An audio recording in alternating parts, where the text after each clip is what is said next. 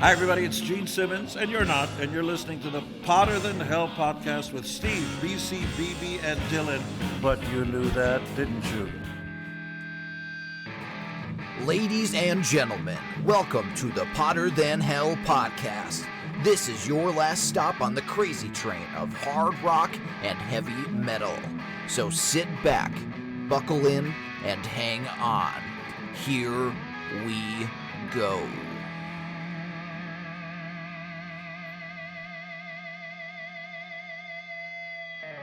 Hello, Potter Than Hellions. Welcome back to the Potter Than Hell podcast. This is Steve, your host. This week I'm joined by BC and BB. And the keyboard guy tonight is Dylan. Hello, everybody. How's everybody doing this week? Here we are, Pennsylvania, back to our normal recording mode in a fucking thunderstorm. So if it's not a thunderstorm, it's a blizzard or whatever the hell, but we are here nonetheless. And I want to tell you right now, this episode, I had a grand idea for this episode. I think we're going to call it Back to the Porch, because that's pretty much the germination of this podcast, of just us guys sitting out on my porch, having a couple beers, shooting the shit, bringing up different topics of music and stuff. And I wanted to record this on my front porch. But as I just stated, it's a fucking thunderstorm out there now, so it wouldn't be great. And Dylan nixed it anyways because he thinks it would, we do live on a semi-busy street. But it's actually only a Wednesday night, so it's usually not that bad. Except with the quads. But, I'm really happy that I had nature to back me up on this today. All right. So we could actually listen and hear what topics you have to give to us today. Instead of just being like, so what's your... If we did it, there would be like first annual Carbondale drag races. Yeah, exactly. Yeah. There's a sensor on our street that whenever we want to go and do something, like a million cars go by or 1,000 quads. Oh, yeah. I'll tell you what, like, I could be going to a fire from my house at 4 o'clock in the morning, and I have to wait for 3 fucking cars to go by so I can get in my vehicle. Pain it's in like the the Truman Show. Like they know when we're going to do something, so they make it eventful. Yeah, so anyway, I want to bitch about something real quick and get it out of the way right off the bat. It actually happened, I think, the day after we recorded last week. BB texts me, sends me a picture. Hey, look, my Project Gemini album came in the mail. I'm like, awesome. I hope mine's there when I get home from work, because certain days, like BB's home from work before I am, and other days I'm either at the station or I'm later on my job. So like if we get something like that, and I even do it with BC, hey, look what came today. So if we get the same thing, hopefully the other guy got it. So BB's came, and I'm like, okay, cool, maybe mine's there. So I get home, and there's 3 albums on my porch, and I can see the one box is fucking bent. I'm like, motherfucker. And of course, it was the Project Gemini one. Fucking thing was bent right in half. And it sucked because it even ruined the album cover, because I always want to get a low number of Mark's albums, so I try to get to be one of the first guys that get in there to get the pre-order, and he numbers them in accordance to how the people order them. So I get number 4, but the cover's it bent everything. The only thing holding that record together was the fucking sticker in the middle. And the other 2 albums that came, perfect. So it must have happened somewhere, God only knows where, between Canada and the United States. So Mark is sending me another one. Thank you, Mark. But I just wanted to get that out of the way. Fucking pissed me off. All right, back to happier things. BB, what's up with you, buddy? Busy. Great work's crazy. Putting up a drinking shed in the backyard, so I'll be A.K.A. Love Shed. The love shed, so we can record in the shag shed, and so that's it, really. Casey's birthday was the other day. Happy birthday, Kaser. My parents' anniversary, 53 years married, so it's been a busy week. Awesome. How about you, BC? What do you got? Yeah, running around, working, and stuff at the house. We live such exciting lives, don't we? Drinking. How about you, Dylan? Not too much. Got some of my loans refinanced, so that was fun. I'll be paying less than $1,000. You'll be paying less for longer, but yeah. But hey, it gives me more money now. Gives you a little breathing room. Yeah. A little more, so I'm not just living paycheck to paycheck. That is good.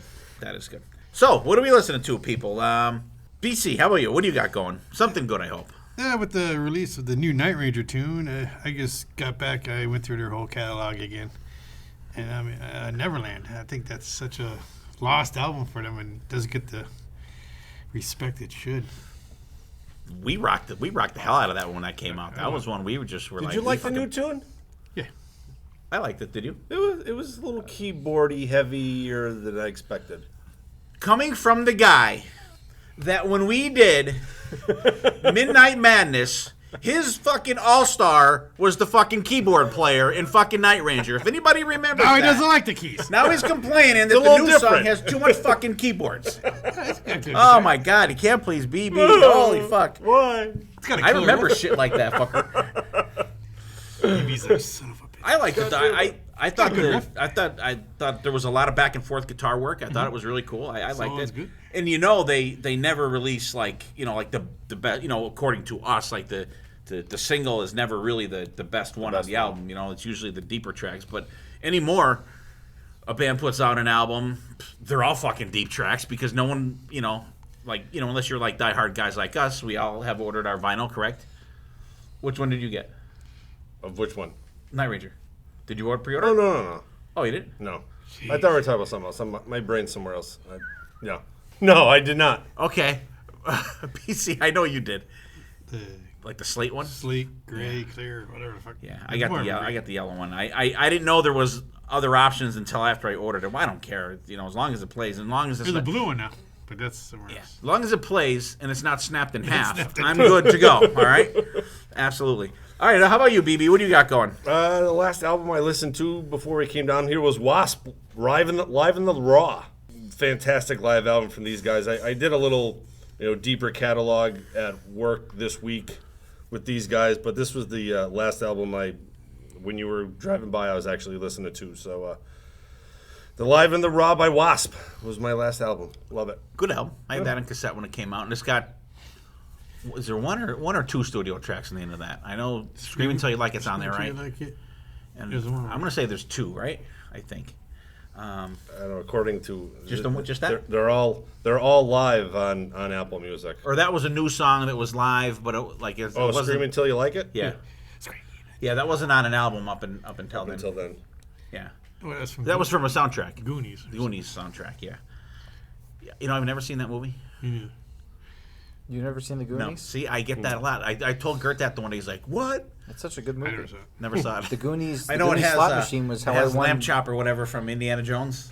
What's his name? What? What's the thing? Short Round. Short Round. Lamb Lamb chop. He's not a puppet.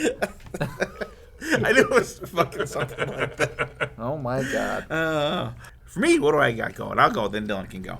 Actually, Joe Bailey, the artist that is in Dark Monarchy with Mark Anthony Kaye and does share some of the vocals on the last two Project Gemini albums. Joe Bailey has an album out called Ghost. It's available on Bandcamp.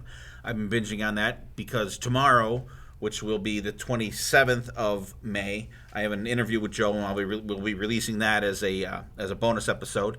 And a new album that came out probably 2 weeks ago, I think, band called Sonic Haven. Real good. Ton of great guitar playing on there. I like the vocals on it. The guy's got like a just little rasp to his vocals that I really liked. I've probably listened to that album probably 3 or 4 times already. I really enjoy it. The new Robin McCauley album, Standing on the Edge, real good, real melodic. I like his voice. I have no idea who's in his band, but it's a really good album, really good melodic stuff. I like his. There's parts when he sings, like there's a chorus, and then he'll sing a solo part in the middle of the chorus, and then there'll be background vocals, and it's like a call and response, like in a chorus. And he does that in a lot of songs. Even when he was the singer for Macaulay Schinker Group, there's a lot of songs where he does that, and he continues that on this album. I really like it. And BB, there's a new Styx album coming out, The Mission 2. Oh, God. No, that's not. They do have one coming out. They do have one coming out. It's called Crashing the Crown, I think. Something to that effect. And there's one. And actually, they released one song, and I was very surprised, Dylan. It was a James Young song, vocals. JY? Yeah. Oh, wow. I was really surprised because usually you get the Lawrence Gowan or you get the Tommy Shaw. Yeah. But you got the JY song right off the bat, which is unusual because like usually he only gets like one or two, Yeah. or at least only one, at least on the last one. And it was odd that the first song that they released, and it's the title track, is a JY song. How's it hold up compared to his other songs? I like it. I didn't really get to spend too much time. I only listened to it like twice real quick. But I enjoyed it. It was cool. It was a little different. Like, his voice sounds different, but you could tell it's him. What do you got going, Dylan? I have a couple of songs. First one, the debut song from LA Rats, the supergroup featuring Rob Zombie, John Five, Tommy Clufetos, and Nikki Sixx, the member that I could do without. They did a cover of "I've Been Everywhere," originally by Jeff Mack, but then covered by Johnny Cash later on. Pretty cool rock and roll song. I really enjoyed their version of it. It's for a Nicolas Cage movie. I guess they recorded it. And then another thing I was listening to, Mr. Bungle is going to be coming out with a live album called The Night They Came Home. And what's that a reference to, Dad? Halloween. Okay. They recorded the live album in the Eureka Public Library, and they released the last track from the album, a cover of Van Halen's Loss of Control. A very cool version of the song. Very faithful. A little sped up, if you could even speed that song up anymore. Wow. But the lead singer nails the Dave-isms of the song, like the manic laughing towards the end of it. It's note perfect. But very, very fun version of the song. I really enjoyed Mr. Bungle, and I'm excited for that live album to come out. Maybe we can get them to play our library. Yeah, there we go. That'd be awesome. That'd be awesome. They end it like I'll have to speak to the director. They end the song with "This is Mr. Bungle performing live from the Eureka Public Library. Good That's night cool. and good luck." Yeah, and I'll tell you what, they were one of the surprise albums from last year. Like, and they were a band, one of those that you heard of before, but you were like, you have like, I had no idea what like genre they were. I didn't know if they were like a fucking rap band or that ska shit, or I had no idea what the fuck they were. Definitely a thrashy But then when punk. I saw our buddy Metal Mike Cordes from the R4 podcast, when that came out, he posted he was in his car and he said he was rocking it out, and I'm like, okay, well, it's not going to be fucking hip hop or any of that shit if Mike's listening to it. So then that gave me the little kick in the ass to check it out. I really liked it. It was a surprise album from last year. Yeah. Very cool. All right, so here's what we're listening to. I got Joe Bailey, Ghost's new album. Check it out. It's on Bandcamp. Sonic Cave and Vagabond, new Stick song, and Robin McCauley's Standing on the Edge album. BC's rocking a Night Ranger catalog, and Keying on the Neverland album. Fucking awesome album. BB's got a little Wasp live in the Raw. Dylan's got the LA Rats, I've Been Everywhere, Johnny Cash cover. And Mr. Bungle, Lost Control from the Public Library, wherever he said. Eureka. All right, so now we're going to go into, we don't even have a topic tonight. I just wrote down some topics, or we're just going to throw it out there, just have a bullshit thing, because there'd be times, hey, Mike, where we would be going to a concert or hanging around in the hotel room or the lobby, like after a show or going to a show, and we'd be like, hey, like, what's your favorite whatever, who's your whatever, and this is what, like I've said it all along since we've been doing this podcast, we've been doing that for years and years before we've done this, like over 10 years, 10, 15 years before we started doing this. I think we started doing it before there was even such a thing as a fucking podcast.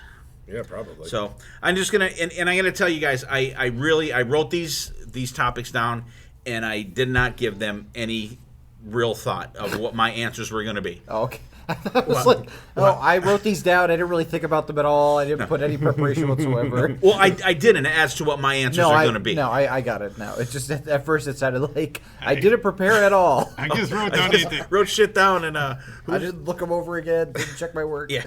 So the first thing I'm going to go do is your go-to albums. I got a couple artists written down here, and we'll just go around the horn. I'll give the bands out if you want to do them one at a time or whatever. Let's do that. What's your go-to Maiden album? How about you, BB? What do you got for go-to Maiden? Of course, you already know this one is Seventh Son. Love that album. That's the album I came in Iron Maiden with, so that always holds a little something to me. But I really, really like that album. It's different. It kind of brought them into that mainstream video area that they really weren't in before, and it seemed like it got a different following. Yeah, than the older, deeper, heavier stuff. Yeah, I think they really started to get a little more proggy on that album. Yeah. I like it, and I'm gonna say your favorite song is probably "Can I Play with Madness," right? Well, what would you pick? My favorite Maiden song? No, from that album. Yeah, that would probably be it.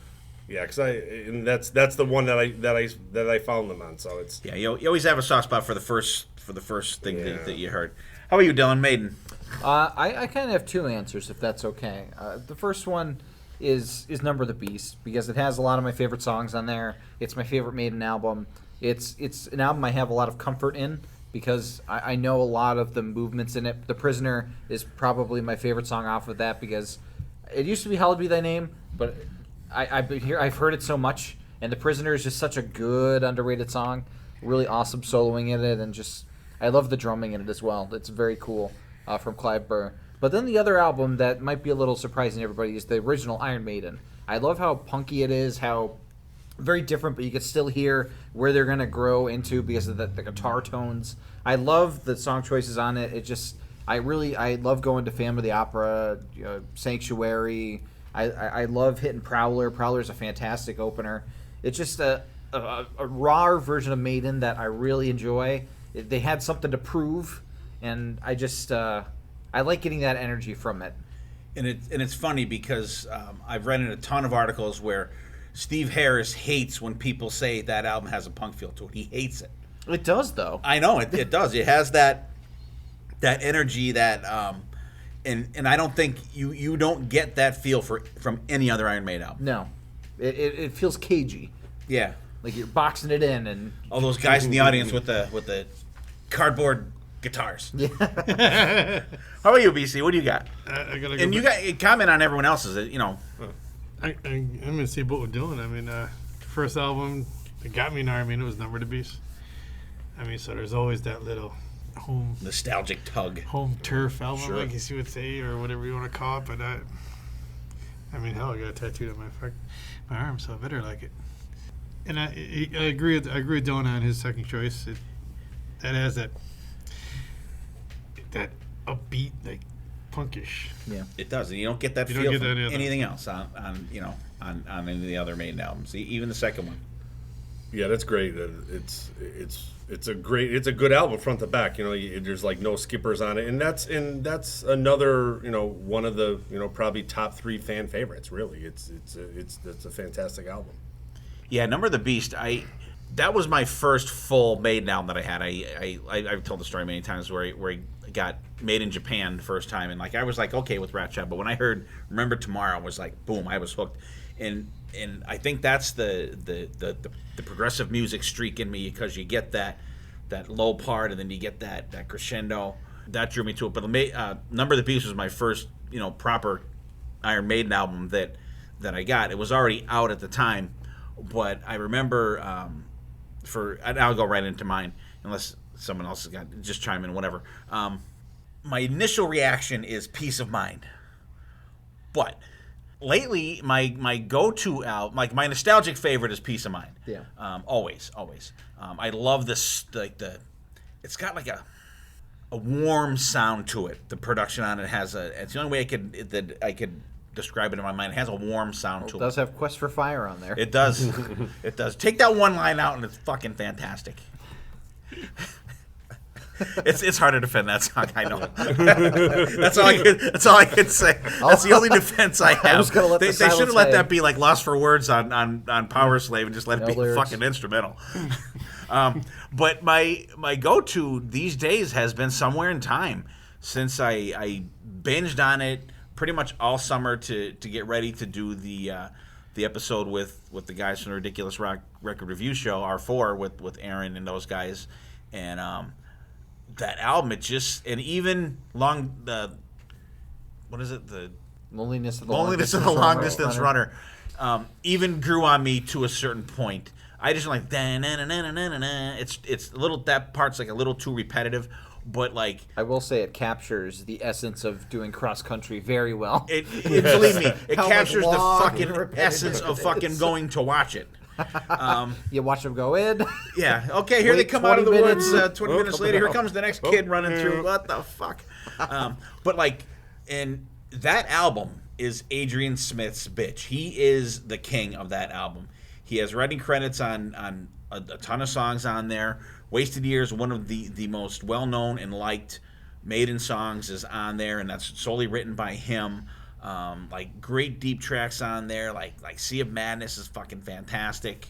I think it's a fantastic album, and it's been my go-to on there. And like just go into Heaven Can Wait and listen to the shredding in that song between Dave Murray and Adrian Smith. It's insane. It's what, BB? Sick bananas. Sick bananas. Goddamn right. So See, that's interesting because with both Somewhere in Time and Seventh Son of a Seventh Son, there's something about the production that pushes me away from those albums. It feels very distant compared to the tones of the other albums. I don't know what it is about them, but I don't go to those two as much because of how it sounds very echoey, or it sounds like it's recorded from a distance. I don't know if it's the addition of the keys or if it's just how they recorded everything. It just doesn't have that bite from Maiden that I look into. I don't know. I could be completely off. Well, I think Seventh Son does. I think I the would production. say- I do wish that Somewhere in Time had the production that Yeah, Seventh Son has. I would say that. Yeah, Seventh Son's definitely better than Somewhere in Time. But like song wise and musical performances and stuff, I've been going. That's my because the question was the go-to. So that's absolutely. been that's been my go-to. But like I wasn't said, saying it to refute you. I yeah, was just it's all giving my opinion on sentimental favorite is always going to be Peace of Mind. I remember just dropping the needle on that and get that dun dun dun dun dun dun dun dun dun dun. What? So there's Maiden. That's cool. Another band I'm gonna throw out there. And this one could I probably know yours. I probably know yours. Metallica. I knew you were asking Metallica. What do you, BB? How about you? What's your go-to Metallica these days? I would have to say, I'm gonna go with the Black Album. I really enjoy that album. I know there's a lot of hits on it. And it's not really a big hidden gem album like the deep tracks around. But man, that album is fantastic. And that's probably another that may have also been one of my first introductions to Metallica as well. That's right around the time. When was that released? About 1990? 91. So I'm at Burger King and somebody brought it in. I'm like, wow, these guys are great. And then it ended up going. I don't know how they never really caught their radar, but going to their back catalog. Well, that was their most mainstream, like publicly excessive album up to that time. Yeah, that's probably that's probably where it is. You never heard Metallica on the radio before the Black Album came out. You never heard them on the radio. Yeah, that's a great album. I mean, even the lesser tracks, I love Through the Never. My Friend in Misery is one of my favorite Metallica songs. I love that bass intro. Of Wolf and Man is Wolf great. and Man's great. Don't Tread on Me has a little bit of America from West Side Story in there. Got to give love to that. I don't know what that is. That riff. Okay. All it's right. from I know the what you song mean. America, Oh, okay. I knew it was familiar, but I didn't know Yeah. that was exactly what that is. Black Album. What do you think, BC? I know it's not your go-to. No, but it's good. You have to be in the mood because, like, for me, Metallica. Like, Metallica is the thrash band that you got into. so that's more straightforward. Not saying it's bad. It's more hard rock than thrash. It's more hard rock than their former albums. They're very enjoyable. for sure. Yeah. Dylan, what's yours? I'm gonna surprise you. It's not Master Puppets. I do go to Master Puppets quite a bit, but the album that I probably go to most, I think I'm gonna probably agree with BC on this. I go to Kill 'Em All.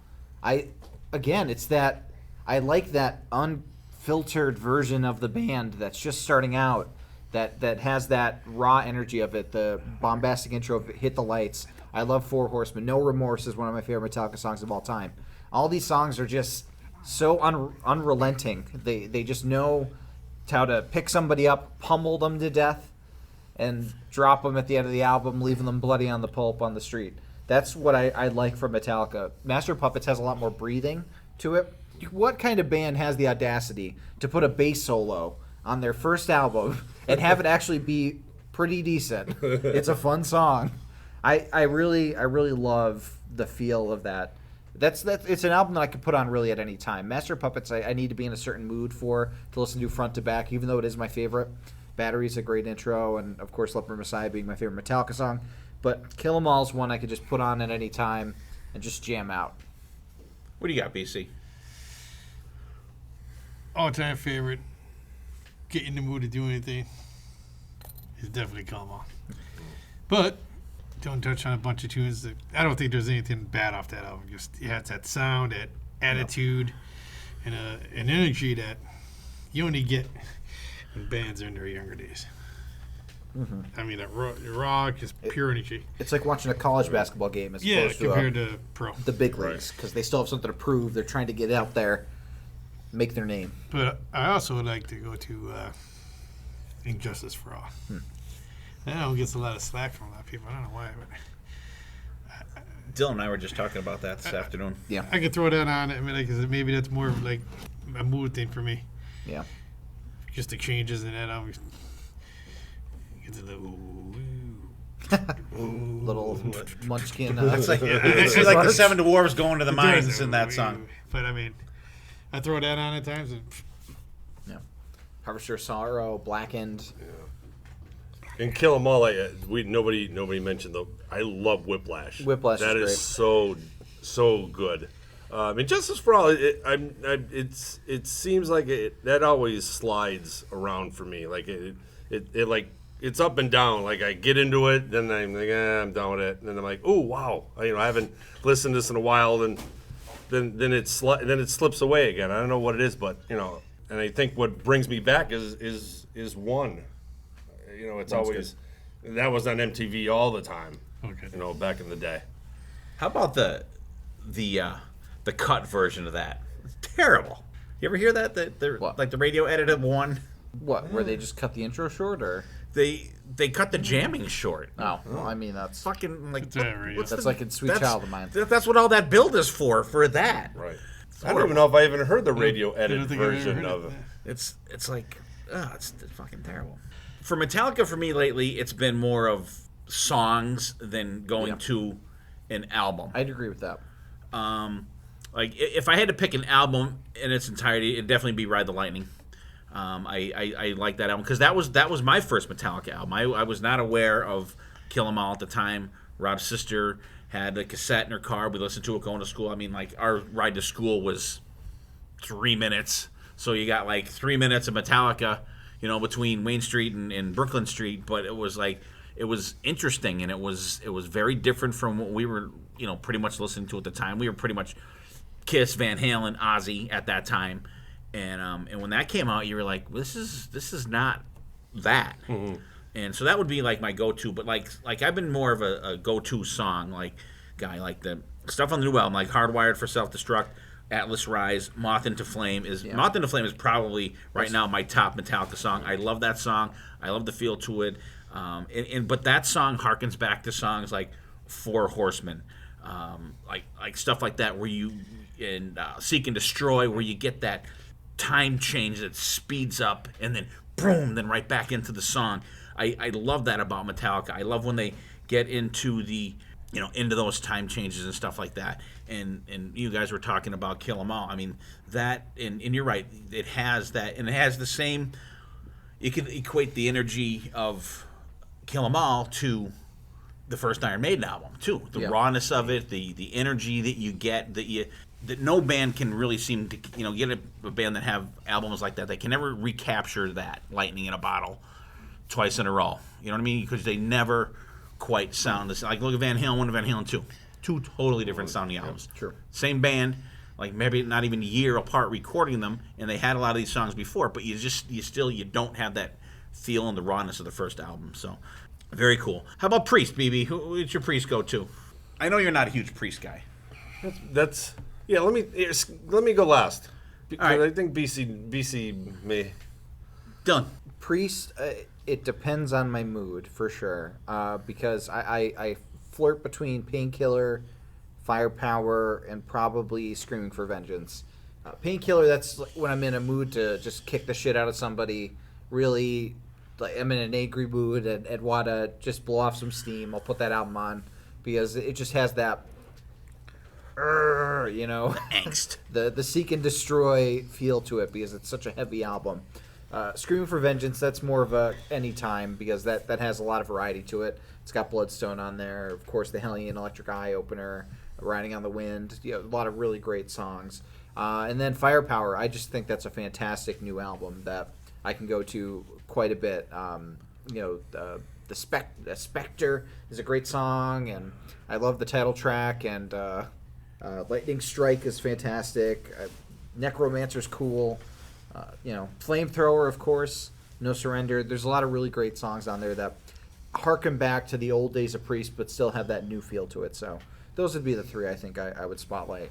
The one that hits me is that I don't think it's actually an album. Well, It came out if you say I'm going to go home and listen to Priest, what album would you grab?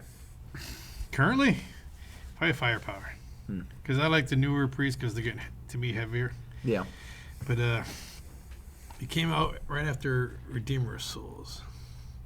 I can't think of what it's called now. It's only like 4 or 5 songs. You know what I mean? Oh, it's like just like the extra EP that came with that has Snakebite on it and all that other stuff. Yeah. I put that on. That song just blows me away. Snakebite. You can't get that loud enough. And I think that's a good precursor to what you're going to get with Firepower. True. Yeah. Those extra songs on Redeemer of Souls. I agree.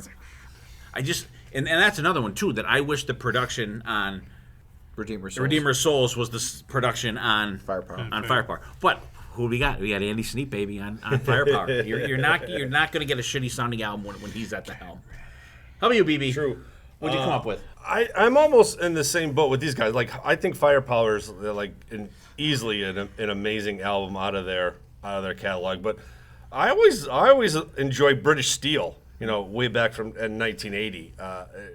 Just that different rawness of them.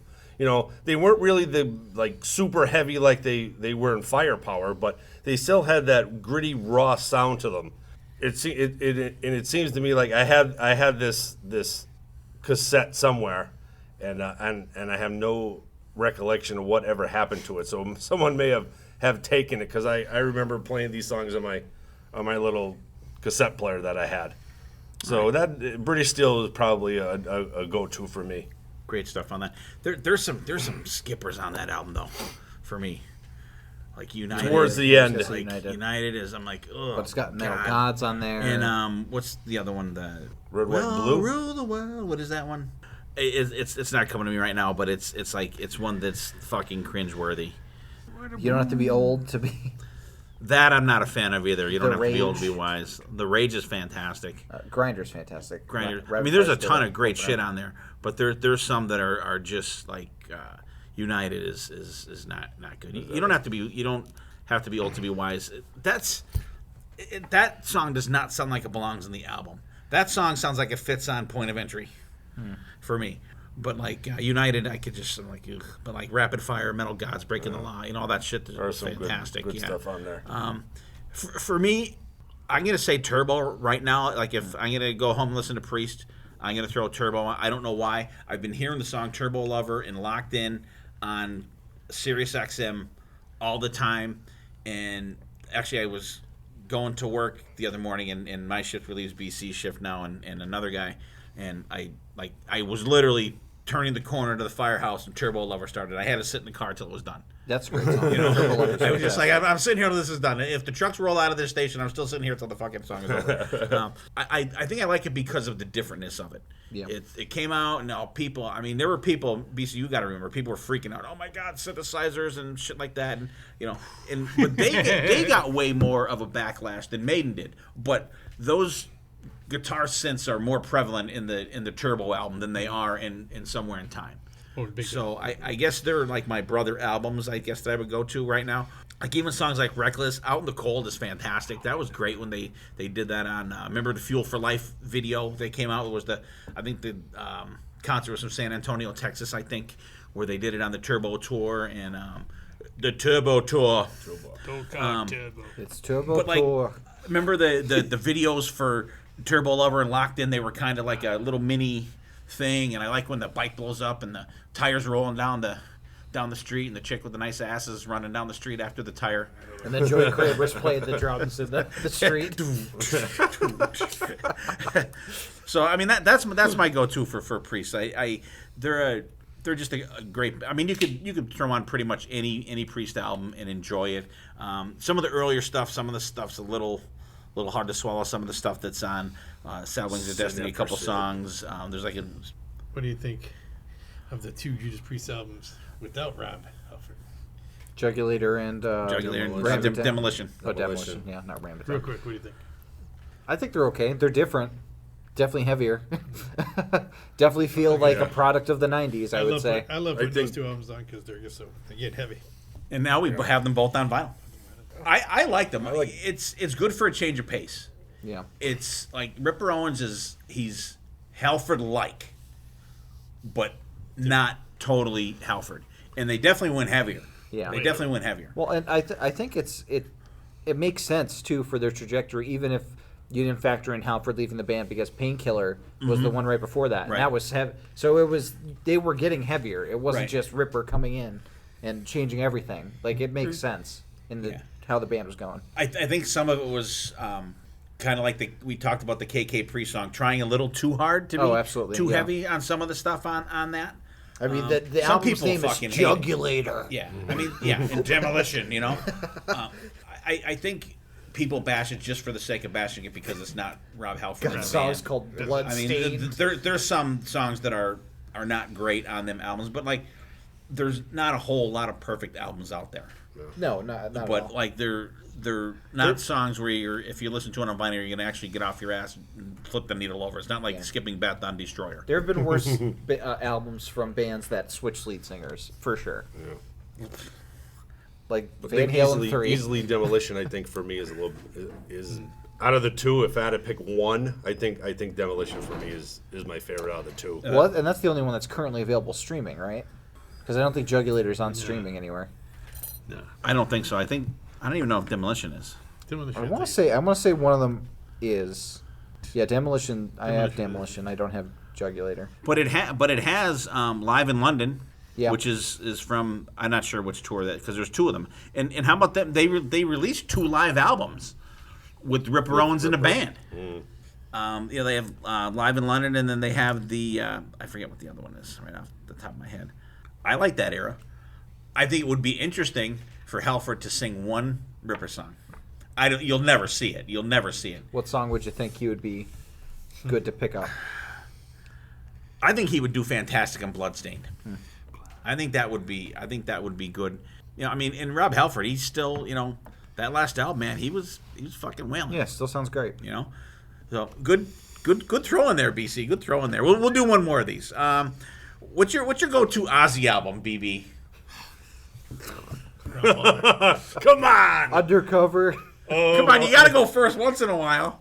I went first the last 3 questions. Did you? Yeah, you keep going to me. Well, you know what? You know what it is, because you're on my right. Like they have a thing. What do you think it is? They have a thing where they say they've done studies when people walk in a store, they mostly go to the right.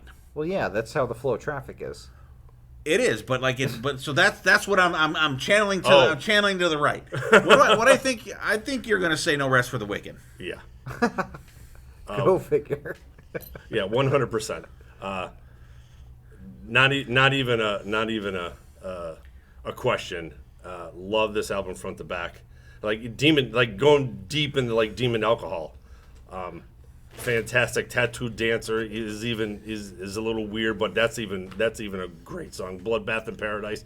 Like Zach just brought a whole different, heavier level to Ozzy's music back in 87, 88, whenever it was. But yeah, easily no rest for the wicked for me.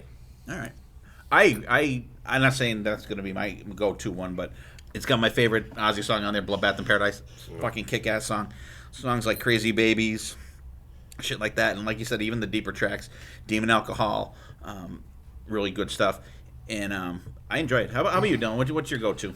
So Ozzy is, again, another artist that I go songs more than albums. But if I had to pick an album, it's Blizzard of Oz, because it's so iconic, and there's so many great songs on there that it's one album that I could listen to front to back and be able to sing along with a lot of things. Whereas a lot of the other Ozzy stuff I can enjoy, I could really appreciate, but I don't know the lyrics as well. So Blizzard of Oz is probably the album that I go to the most. But the song that I go to the most for Ozzy is probably Perry Mason. Fucking love that song. It's so That song is good. fantastic. There is nothing bad about that. I wish that album was a little bit better. I know. I really like, only like that and I Just Want You are really the only songs that are tolerable for me on that album. I'd be like, ugh. I think this. I remember this text. Like for some reason, I was doing something at work and I listened to this album. And Perry Mason is so good, and I think I sent you a text at one day. I'm like, I can't believe how bad Osmosis is. It's just I think that it's great that that's the opening song on the album. Yeah.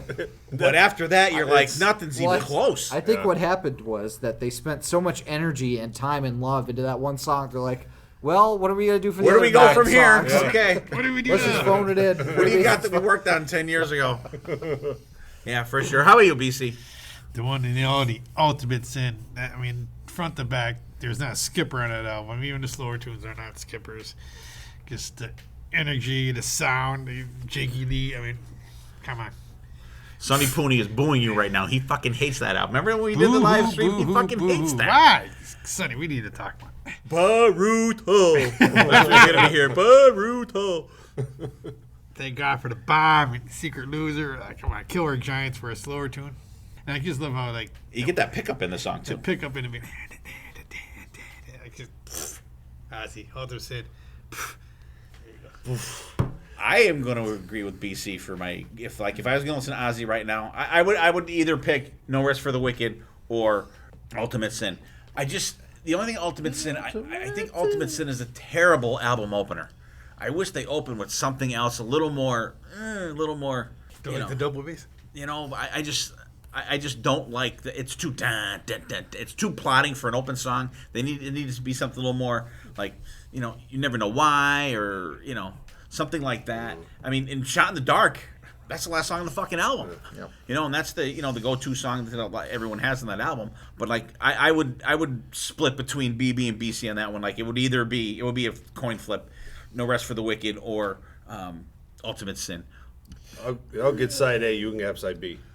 Okay, I think so. I think Bloodbath in Paradise is side 1. I think so. Okay, all right. Okay, we can work that out. Yeah, well, that'll work out good because then Ultimate Sin's not on side 2 of. That's right. On Ultimate Sin.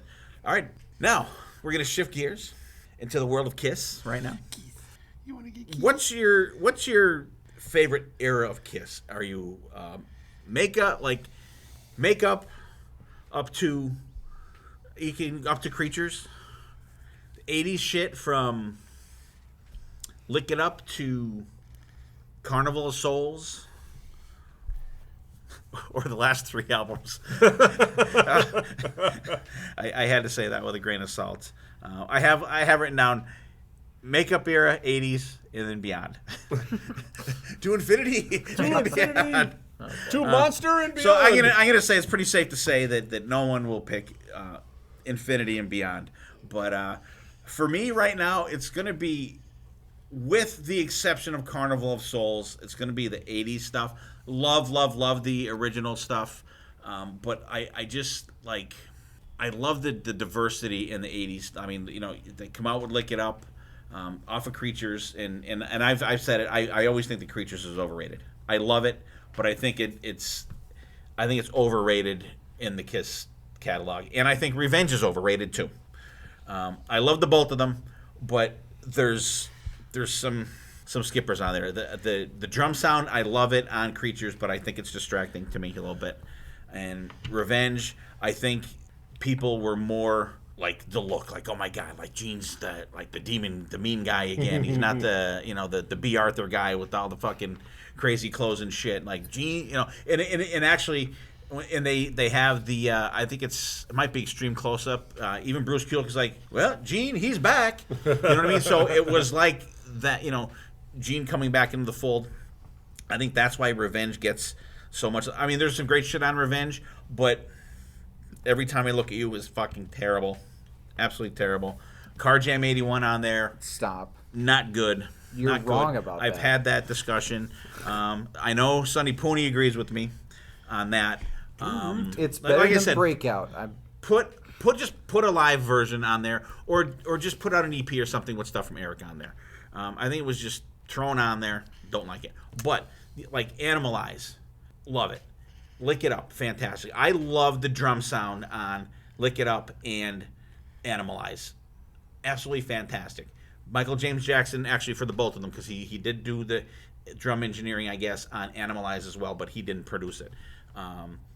There's some shit on Animalize, or not Animalize, I'm sorry, like Asylum, that's like, okay, a little weird. Paul starts really getting up there between there and Crazy Nights, but BB did Crazy Nights for his birthday album the once, and like we were, I know, almost unanimous that Bruce Kulick was the MVP of that album. Sure. He fucking tears it up on that album.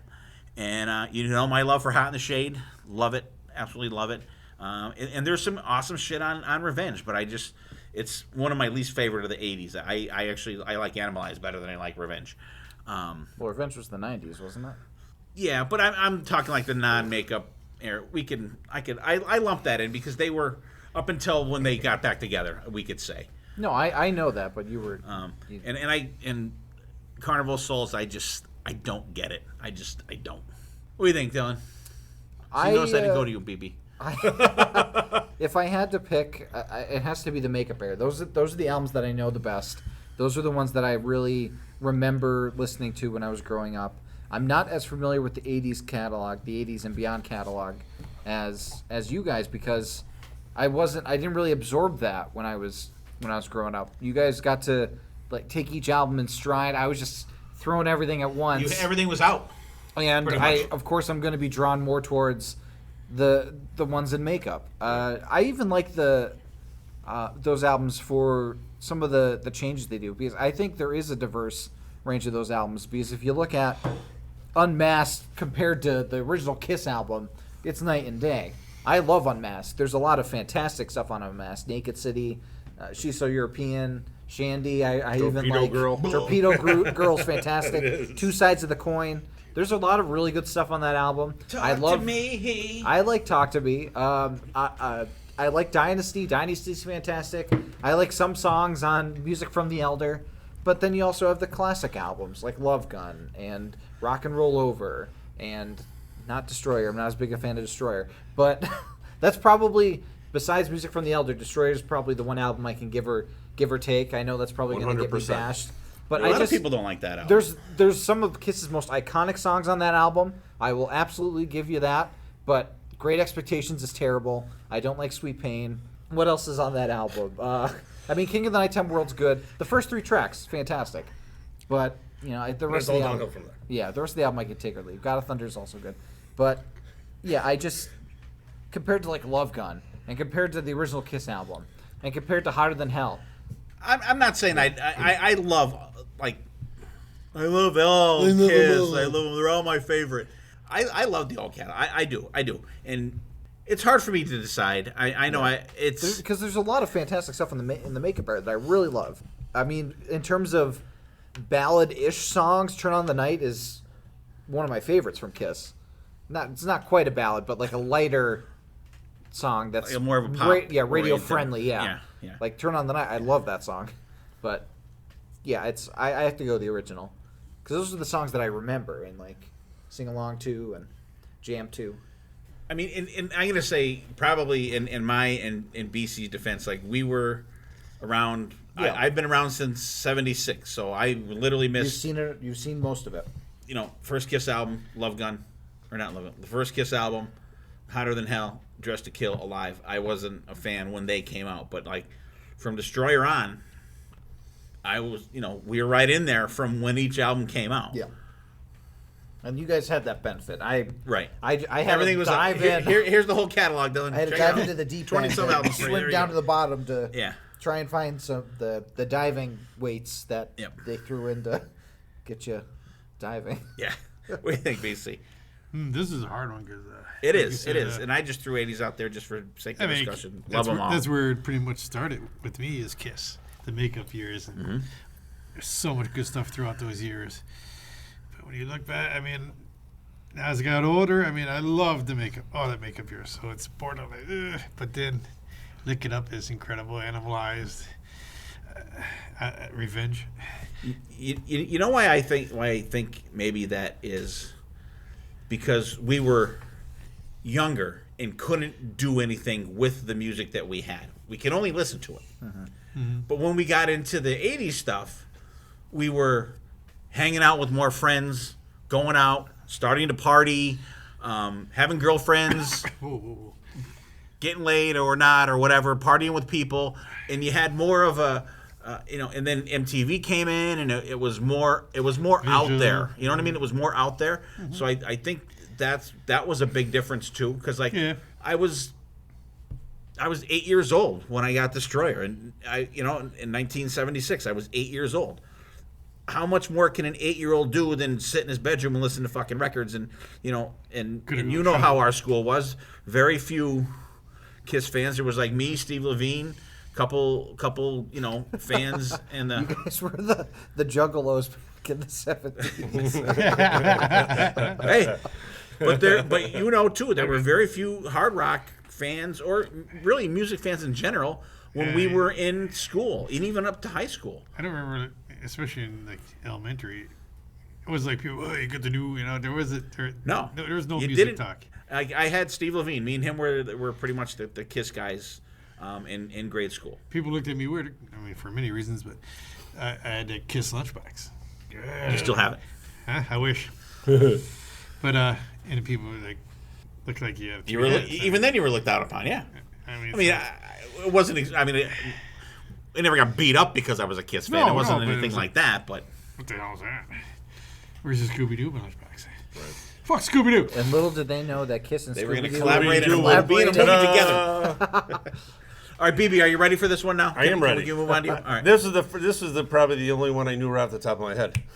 Easily for me, 80s Kiss.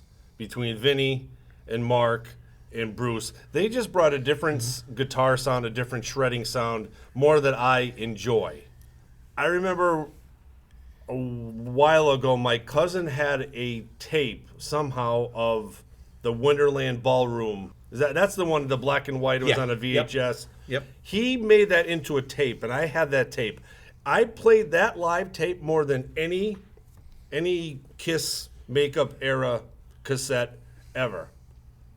It just the sound they had in that concert was so different than their studio albums. Once I heard, I'm like, man, this is great. And everything seemed, it was like a hair bit quicker than the original stuff, and it just didn't. Once you heard that, and then you hear that, it's like, man, I love that concert a lot more. It really seems like that show. Like you go back and you watch that now, and that came out. I think that was Hotter Than Hell tour because of the costumes. That show, that's what they were trying to capture in the studio. And I don't. They couldn't. It wasn't possible. But I think you watch that show, you're like, wow. I wish Hotter Than Hell sounded like that on the album. Like watching you on that is like, holy fuck! Fantastic versions of that. Yeah. But a lot of bands. Do you think Creatures is as overrated as Destroyer is? I think Destroyer is the most overrated. Record in their catalog. We're simpatico on that one for sure. Yes, I think so too. I love and that's the one I have the soft spot for because it's my first one. Right. But when you do look back, it's and it's funny because that's the album that the band measures everything else by. Yeah. This is going to be the new Destroyer. Yep. They would always say that. Like Monster, they refer to. Yeah, they would always say that. I mean, that was what they measured everything. I mean, like album cover-wise, I wish they would come out and say this is going to be the new Creatures, because I think Creatures. I want them to be like, this is going to be the new music from the album. I really like Creatures. I want to see them make that. I mean, I'm not saying I don't like Creatures. I just think it's. The new Unmasked. Overrated. You got Creatures. But you're going to rate it how you rate it. You know what I mean? And I remember when Look It Up came out, I was like... But I mean, look at how they came out. You have The Elder, and then you have Creatures. Yeah. Day and night. Yep. Two totally different. What do you think Eric Carr was thinking? Oh, man, I'm in Kiss. We just did a kick-ass tour. New Zealand, Australia. People are going nuts like it's the fucking Beatles. We go in the studio and... we're recording The Elder. Well, I want to say that the honeymoon period was probably still going for him, and it was buoying him until the release of the album. But there's one song, I want to say it was He didn't play the drums on that in the studio. Yeah, that's the best song on the album. He kicked ass on it when they played on Fridays. I don't know what the fucking deal was. Well, it wasn't at But that I mean, that point had to Ace be like, mailing what in the his tapes. fuck? Like Ace wasn't there often, right? Recording. He was like, What? Wasn't he mailing in his shit, What's your definition? or was that a different? For the Elder? Yeah, for the Elders. Yeah. So like the full The band. literal definition of mailing it in. Yeah. What is your definition? Ack, here's my tape. Yeah. I don't know. Absolutely. Lincoln came out, and of course the big thing was without the makeup. It's like, but when you first put that album, you heard "All Hell's Breaking Loose." You're like, You hear All Hell's Breaking Loose. I mean, it opens up with Exciter. Fantastic. And And it's just a different level of. here's the first song on Lick It Up that the new guitar player's not playing on either. Eric, because the solo that's on the album isn't Eric, it's Rick Derringer or Dick Wagner or one of them motherfucking guys plays the solo. No, I think Robin Ford, I think, the guy that was in Mr. Mister, I think that's him. I think that's the guy that played the solo on Exciter. So like Kiss was so full of shit all these years, as far back as like look at side 4 of Alive 2. Mm-hmm. The only thing Ace played on was fucking Rocket Ride. And I still don't think Peter played on those other songs. no. I really don't. But if that was the case, Gina Paul would be all over that shit. So that's when I don't know. But like even back then, like you thought, here's Ace, Paul, Gene, This Peter. is the They all live in band. the Kiss mansion. They're all this one big happy family. And then you come to find out years later, like Peter didn't play anything on Dynasty except for Dirty Livin', which I think is a fucking fantastic song. Fucking love that song. It's a good song. And didn't play it all on Unmasked at all, and was pretty much out of the band by that time. And Creatures, Ace was essentially gone because I think Michael James Jackson said that he thinks Ace played rhythm or something on there that's actually made the album. But on Creatures, and he did play the shit on the Elder, but like. You think it's just one big thing, and it's A lot of bands. It's are not. like that. I know. You read all the books out nowadays. It's so interesting. It's like you're back then. You're like yeah, but now you're reading it like holy shit, wow. Like the shit on Aerosmith, Train Kept It Rolling. That's soloing. That's Dick Wagner. It's like and you're hearing these guys and like they're, and these guys are, and actually a lot of them weren't signing anything. There was just here's $10,000. Play this. Don't open your mouth about it. Okay. Putting food on their table, they don't give a shit. Yep. I mean, years later, you hear about all this stuff, but back then, you didn't hear about it, you didn't know it, and they always get the last laugh. They're cashing the checks, but it's it is what it is, and then so they do the reunion, they get right back, and they do the same fucking thing. When they record Psycho Circus, same goddamn thing. Holy fuck! All right, give me an overrated band, BC, rock or metal.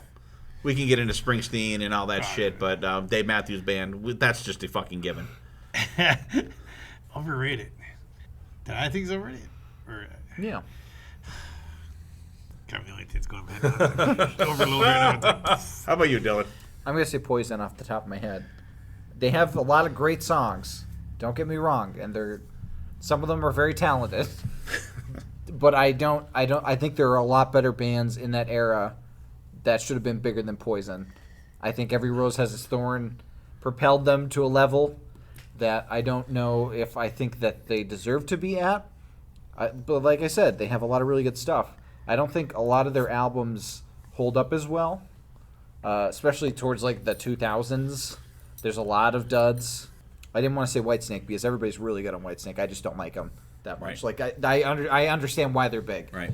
Yeah, Poison's just off the top of my head. I could probably think of a better answer if I gave it more thought, but I think that takes away the fun of this discussion. I'm going to say, and stick with me on this, I'm going to say Guns N' Roses. They had Appetite, right? They did the Use Your Illusion albums, the 2 albums, which we all know that they could have just threw away shit songs and combined and made one good album. The next album that comes out is Spaghetti Incident. Like, what the fuck is that, number one? Like, I think I listened to that album all the way through like once. And I'm like, this is fucking sucks.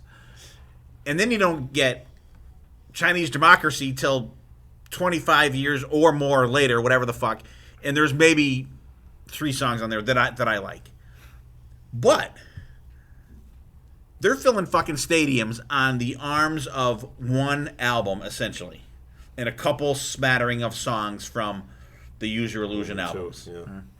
It boggles my mind of that. Like, you go to a Guns N' Roses show, they play Locomotive, people are going to be like, what the fuck is this? That's such a good song, though.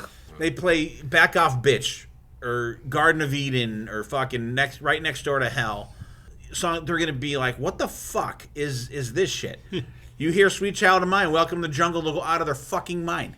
Look at even, not to the greatest extent, Metallica. Remember you hear, Halo of Fire when they came out and they did the big drum thing, which was cool. A lot of the people in the crowd were like, what the fuck is this?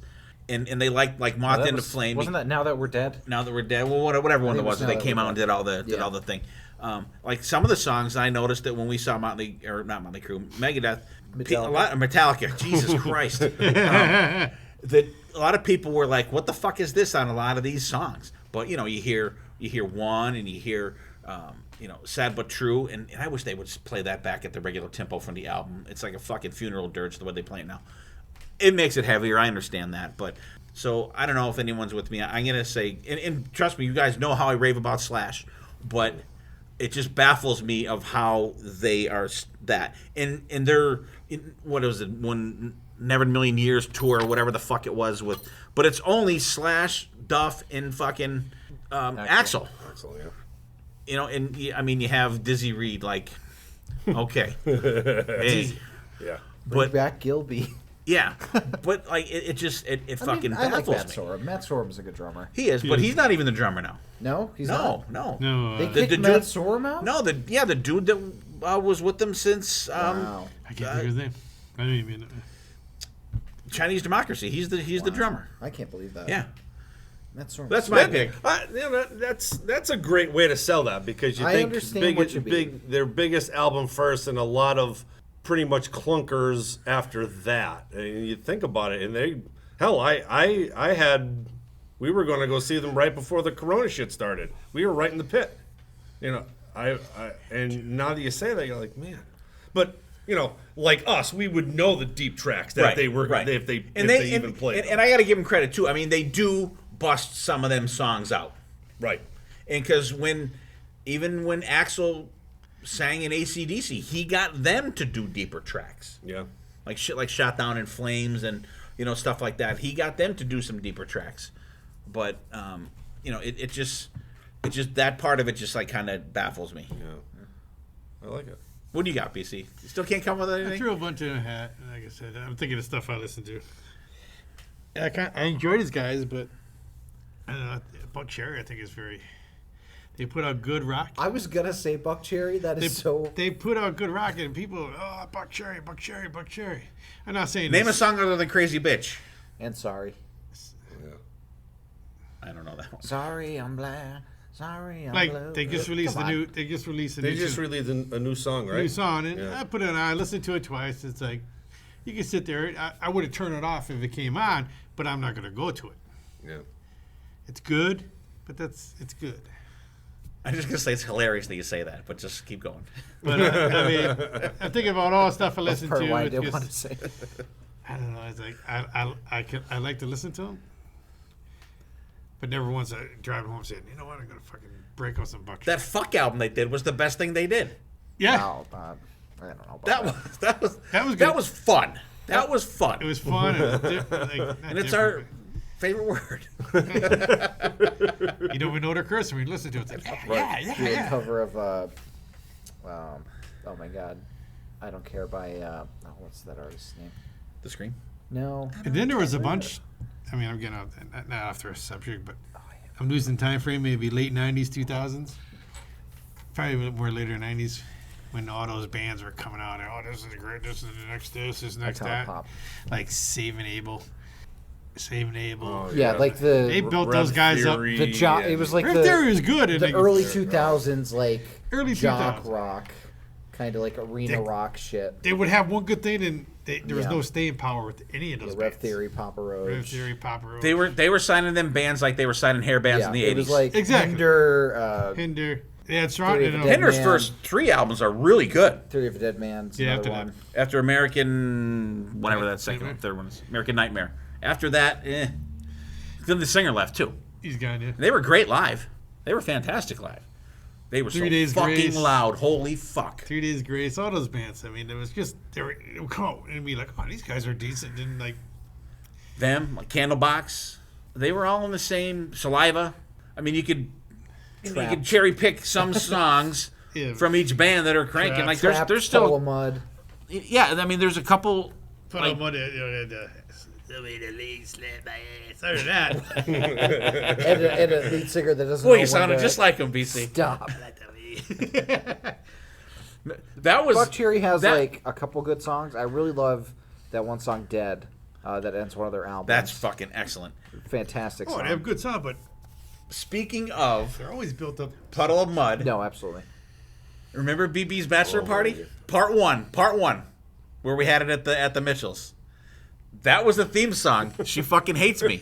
His dad, BB's dad, was singing that song. Singing it all We're night long. taking him home, and he's like, "She fucking hates me." You're He's fucking in the car. She dying. fucking hate. We were talking about him. We were dropping him off. Talking about, hey, wife's gonna be mad at you. She fucking hates me. La, la, la, la. We're in tears laughing. Every time I hear that, I think of your Oh dad, my BB. God. Fucking awesome. That's funny. Hates me. Jesus. Did everybody go on that one? No, I didn't go yet. still- Oh, come on, BB. And I hate to say it because I've always thought these guys were overrated, but I think the Kevin Dubrow years of Quiet Riot is just. I think I like the James Durbin era. I like the Rough Cut Singer guy's name, Paul Shortino. Paul Shortino era. It just, in just that of having, 6, 7 albums and 3 singers in that era, Three. Well, I think 3 who made albums. Yeah. They've probably gone through 7 singers for over the years we've seen them. I'm gonna say Kevin DeBrow is almost like a David Lee Roth. His attitude and everything. Is he the greatest vocalist? No. But the attitude He fit the songs they were fit the playing. songs. Yeah, he was the showman for the band Yeah, I at mean, the time. to me, that his claim to fame. When I said our greatest vocalist ever, Bruce Dickinson, Kevin. He'll DeBrow. never be Yeah. in that conversation. No. But he fit. Yeah. What they were playing. Right. I mean, you hear, and nothing against James Durbin. Like, I'd rather hear Kevin Dubrow sing fucking Mental Health. Oh God, yeah. And I like the Durbin stuff. And actually, the last album was like Hollywood Cowboys. I think it was the last one. Yeah. And when we did the Quiet Riot episode with Hoover, I didn't get much of a chance to listen to that album, but I listened to it like once or twice before we did that episode, and then I listened to it like after. I'm like, there's some good stuff on on that. And there. Road Rage. I think I there's just some wish really that good stuff on it. Alex Grassi, right? Is that Right. Yeah. it's pronounced? I just wish that he would get that energy on stage. Yeah. I mean, but his playing is phenomenal. He's fucking talented guy. All right. Well, you may actually even be the most right out of all of us because they just fizzled the fuck out. Yeah, now They just like after Condition I Critical, they started going down. Quite Right 3, we saw them at Rocky Glen. They went from clubs, and I don't know if did they ever even headline arenas? Maybe smaller. you would have to think theaters and stuff. When did they release that? 84, 85? 83 was Mental Health. Like, I So would, you would have to think that album was so big. They had They had to. to. Because I saw them in Scranton right as the album was just like starting to hit. like I would say, much like you said with Guns N' Roses, Quiet Riot was absolutely riding on the coattails of one album. Like, Oh, absolutely. Because I don't think like an average rock fan that isn't Can name one song off the second or any other album. any other album except Metal Health. Like, I'm struggling to, and I Oh, like yeah. to They think that never. I know. Yeah. a lot They of never stuff. went uphill from They- Mental Health. Yeah, it seems it's been that Mental Health decline. was It's like just boom. just like Right. Guns N' Roses. They start off with the home run, and it's See, Been and like you that guys ever are since. you guys are kind of bashing Use Your Illusion. I don't know if I'm here for it. I really like those albums. But I think it could just be one strong, kick-ass album. But the There way was you some were shit on describing there. it, like it was almost No, like no. Yeah, they just put out these 2 garbage albums with like 5 good songs on them. Oh no. Like, there's a shit but ton of good like songs on Yesterday's those. and like there's that weird thing, that weird rap thing or there's whatever that's on the. They had like, a lot of big like hits there's on, some on those throwaway albums. shit like on there November that they Rain. can. But you think You Could Be as Mine. you wouldn't put Use Your Illusion 1 or No. 2 in front of Absolutely right. not. So but, it's like, probably Appetite. Then you can probably flip a coin for 1 and 2. No, I agree and with then that. I do agree with that. Which one did you buy first, BC? 1 or 2? Use Your Illusion. He bought them both at the same time. Which one got scanned first? It took me a long time to buy it. Oh wow, you weren't a day 1 subscriber. No. I got Use Your Illusions 2 first.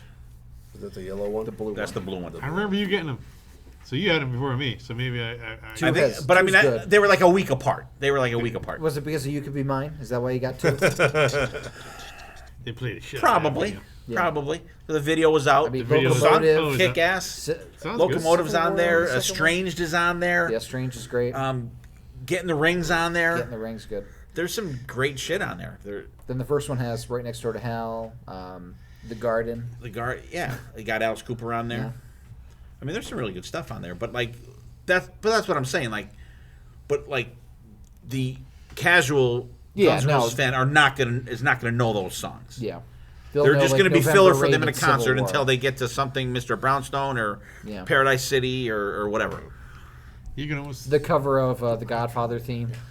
Yeah. That Slash does as a solo. Yeah, he's done that forever though. I mean, that's fantastic. You can almost talk about other stuff. You can put Motley Crue in the same boat. I mean, they came out Too Fast to Love, yes.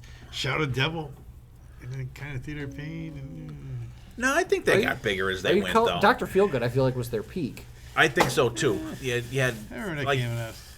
when Girls, they had the big tour. They had the 976 girls singing background on the stage and shit, and the drum things got bigger and bigger. The show. Dr. Feelgood, I saw that tour twice. It was great. Did you see that tour? Dr. Feelgood.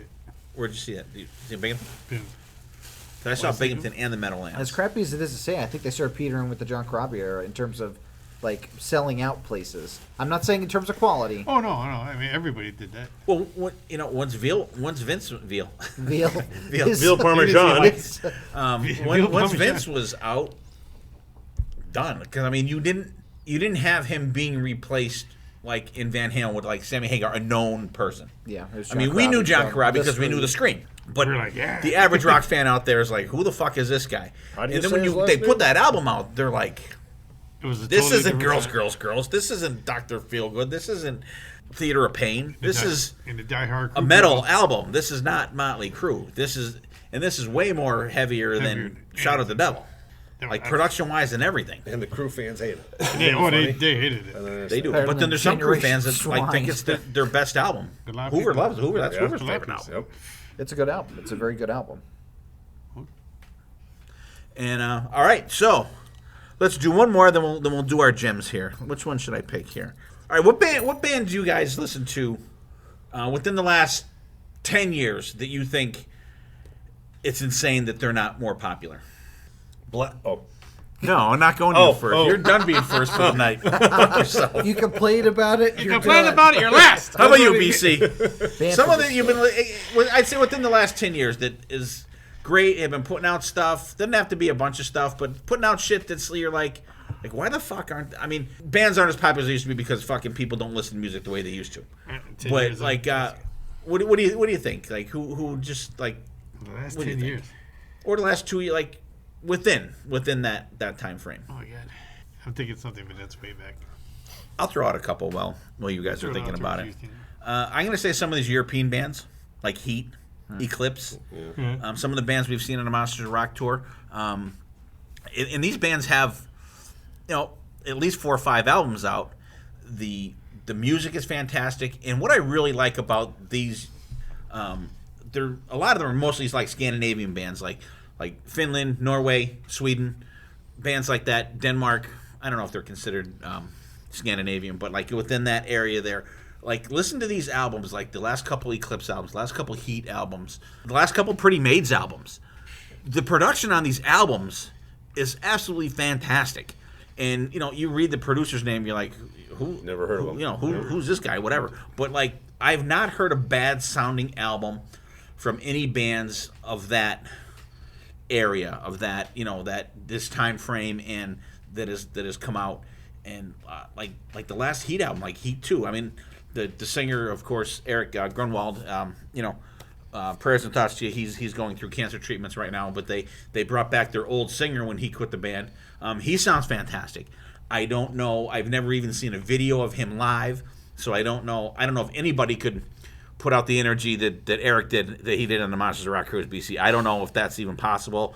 He's probably the most exciting frontman that I've seen in a long ass time. I was exhausted after that. It was watching him was like it was crazy. Body surfed out to the pool, jumped in the pool, swam through the taking pool, off came all back, his clothes, body swam surfed, through back. Holy back fuck! upstage, I mean, got dressed, never missed a beat. No, singing a song. Never missed a beat, never missed a line in a song, nothing. Just absolutely fantastic. And I think that bands like that, one of my favorite bands, Wolf, they've been putting out stuff pretty consistently within, they'll do now like, I think like every 2 or 3 years, but they've been consistently putting out stuff from the mid-2000s. Their album Ravenous is fantastic. Demon Seed album, and they're getting, and actually they're recording more stuff, and they did a live stream as well this winter that I think you could go back and still check it out. So stuff like that, I wish that more people would give new stuff a chance. Like our buddy Zeus from Shout Out Loudcast and Tom, like those guys do not listen to any new music. I need new music. I love my old music. I love going back to my vinyl, my old vinyl, but I'm also getting new vinyl. Like all this new shit that's coming out, I'm getting that on vinyl too. And I like the idea of the vinyl, and I have BC to blame for that because when we first started this podcast, I'm not getting into vinyl because of blah blah blah, and boom, here I am. But he's worse than me now. I am. I got so much shit out there. I don't even know what the fuck I have ordered. But like this, buying a vinyl for me kind of makes you sit down and play the whole album. Like, and I've said that since we've been doing this. Like, people listen to music differently. And I want to challenge everybody again. Listen to at least one album all the way through a week. I try to do 3 or 4 a week, listen to them all the way through. Whether it be streaming, time-wise, because, I'm not always home. I have 2 jobs. I'm working, back and forth. I like to listen to whole albums, and there's very few times where I will get up and hate a song so much that I'll move the needle. Beth. But, like, I need new music. I really do, and I love that there's so much new stuff out now, and it's getting to that point again where there's so much new shit coming out. And like, look, when we do the year-end episodes, how many times in January do we come back and say, oh man, here's an album that I missed from last year that's fucking kick-ass? Because there's so much shit out there that you can't you can't listen to it all. Like, I have this year so far, albums of 2021, I have 2 like almost full pages of albums that came out, and I've listened to every single one of these albums. So there's like 30, so there's like almost 50 albums that I have written down already that came out this year, and that's insane. That's just insane. All right, BB, no. I'm out of breath. What do you got? I thought he wasn't gonna be first. Huh? I was first. I know I'm second. Okay. No, he's second. I think for me, I'm gonna say Blackstone Cherry. I thought you were going to say Black Label, and you said black. No, because I thought these guys were going to be like the new modern day, like Leonard Skinner. Yeah. They had that southern rock sound to them. They had a heavy guitar riff. The drums were huge. The vocalist, has a great voice. I always thought these guys were just going to take off after their first album, because their first album is really, really good. And I think it was released like 2007, 2008-ish. And they released one last year. And it was almost, they went from like hard rock, southern rock, but now it seems like they're going to try to teeter on the rock country, because it's watered down. Yeah, their last album didn't grab me, and I'm thinking, I wonder if they're going to try to teeter on this rock country bandwagon that everybody seems to be jumping on, that they're going to be, labeled as like a country band, but they're really a rock band. Right. But I think it was like The Human Condition or something. It just didn't grab me. But like their first 3 albums, fantastic front to back, all 3 albums. Great sound, like I said, great guitar work. And it just seems like they never really got off the ground. And they're another band. They're massive in Europe. They play stadiums in Europe, headlining. Jeez, we saw them at the Croc Rock. And we see they play clubs in the United States. It's crazy. What do you got, BC? Plug my own people here, bitches. A band that came out probably about mid 2006, and pretty much on. How did you know? Lucky guy. This guy's never made as big as should have been. God damn it! Liquor Box? Liquor Box is definitely one of them, but that's our location. We're not in Los Angeles. I'm gonna say one of the bands I've been into big time the last probably almost 15 years now is Circle to Circle. I mean, Zach Stevens' vocals. He's got such a voice, and the band and they do festivals and tours over in these other countries in the United States.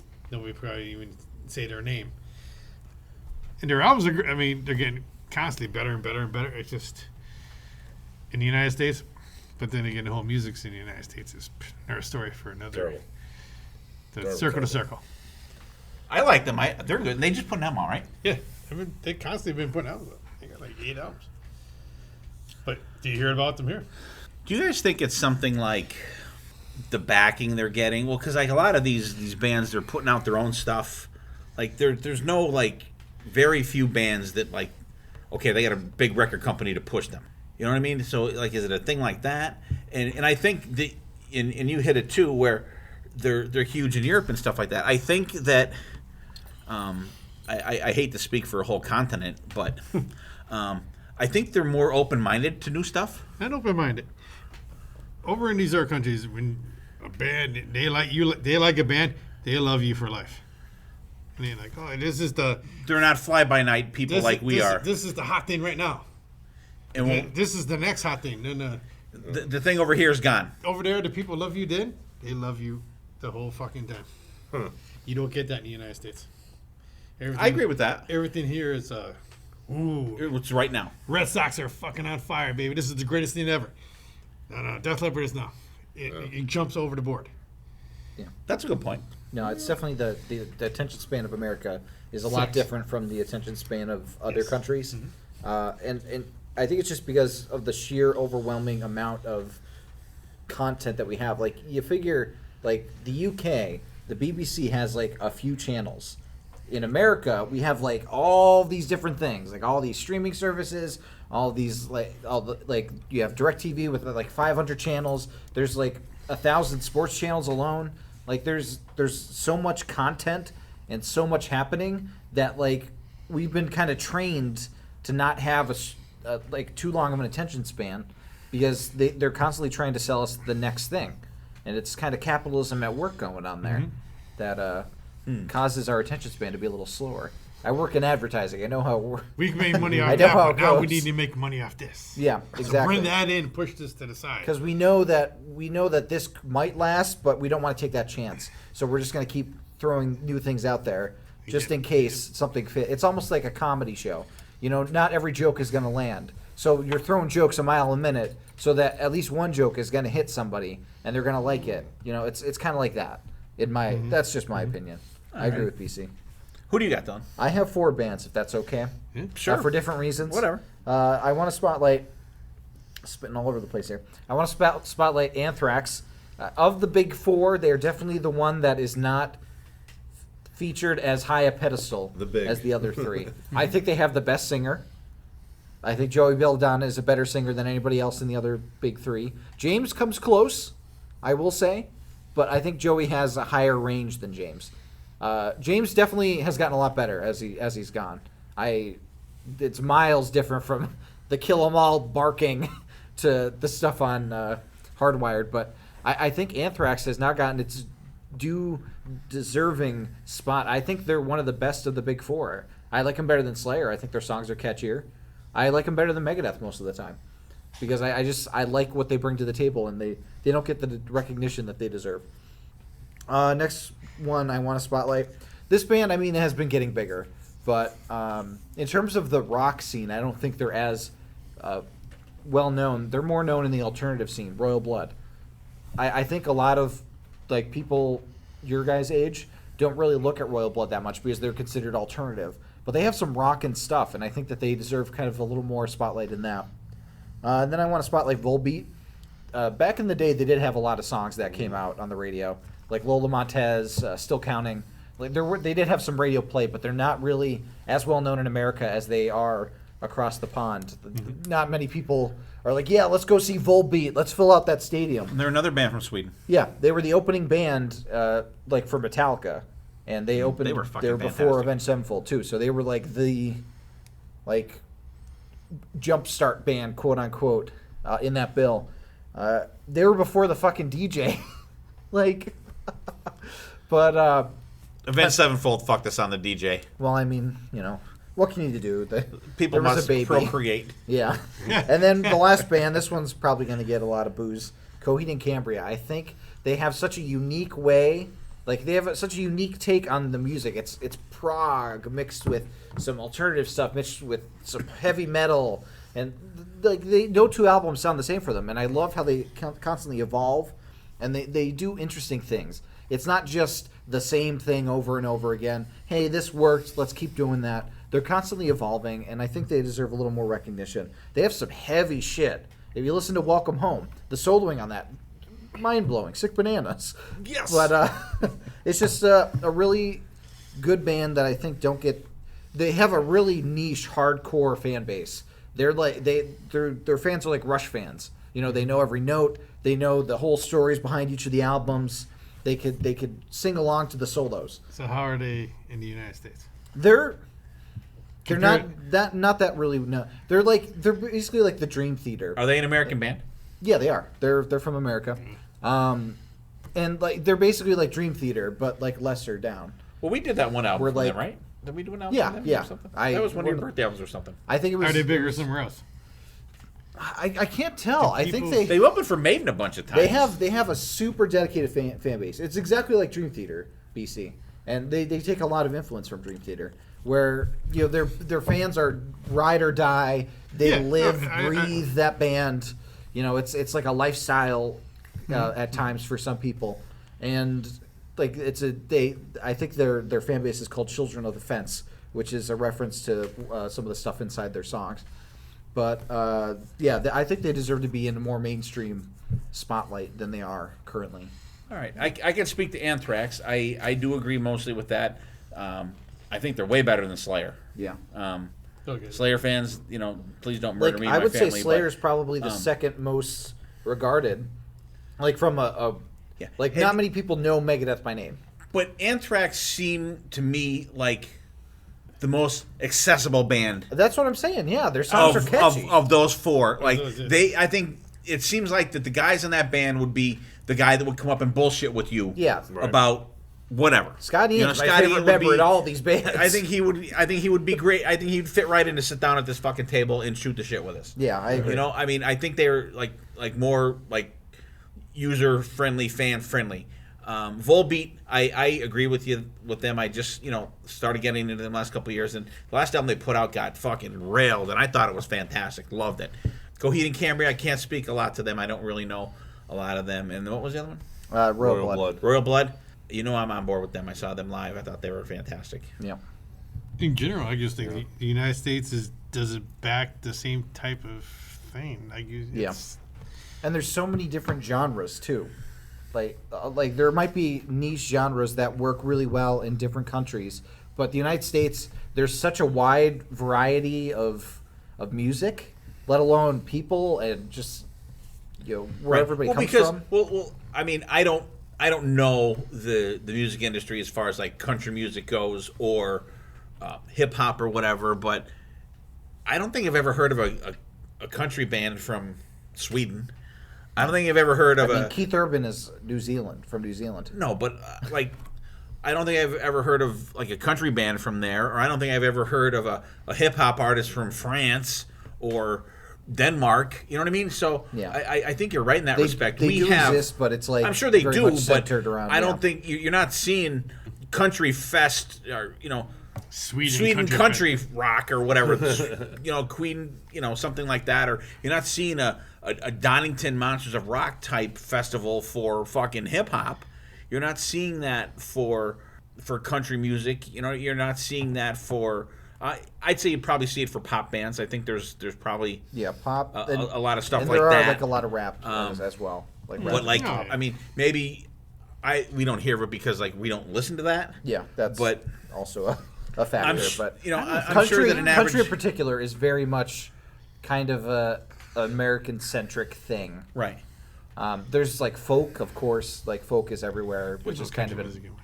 but Country music is rock music anymore. It's rock. There's no country now. It is. Look. God damn it! And that's probably the most popular music right It's either now rock in or it's the like United pop. States. The scenery at these country shows is unbelievable. Okay. I just go. I don't say I go. I would go and just put my earbuds in and just enjoy the festivities. Did everybody go on that? I believe so. Yeah. All right. So we'll jump into our hidden gems now, real quick. We'll get them going. All right. So our gem song is going to be this week. Wolfgang Van Halen has an album coming out. Mammoth WVH. So our gem song this week is going to be a new track from that album, and it's called "Don't Back Down." Song kicks ass. Check it out.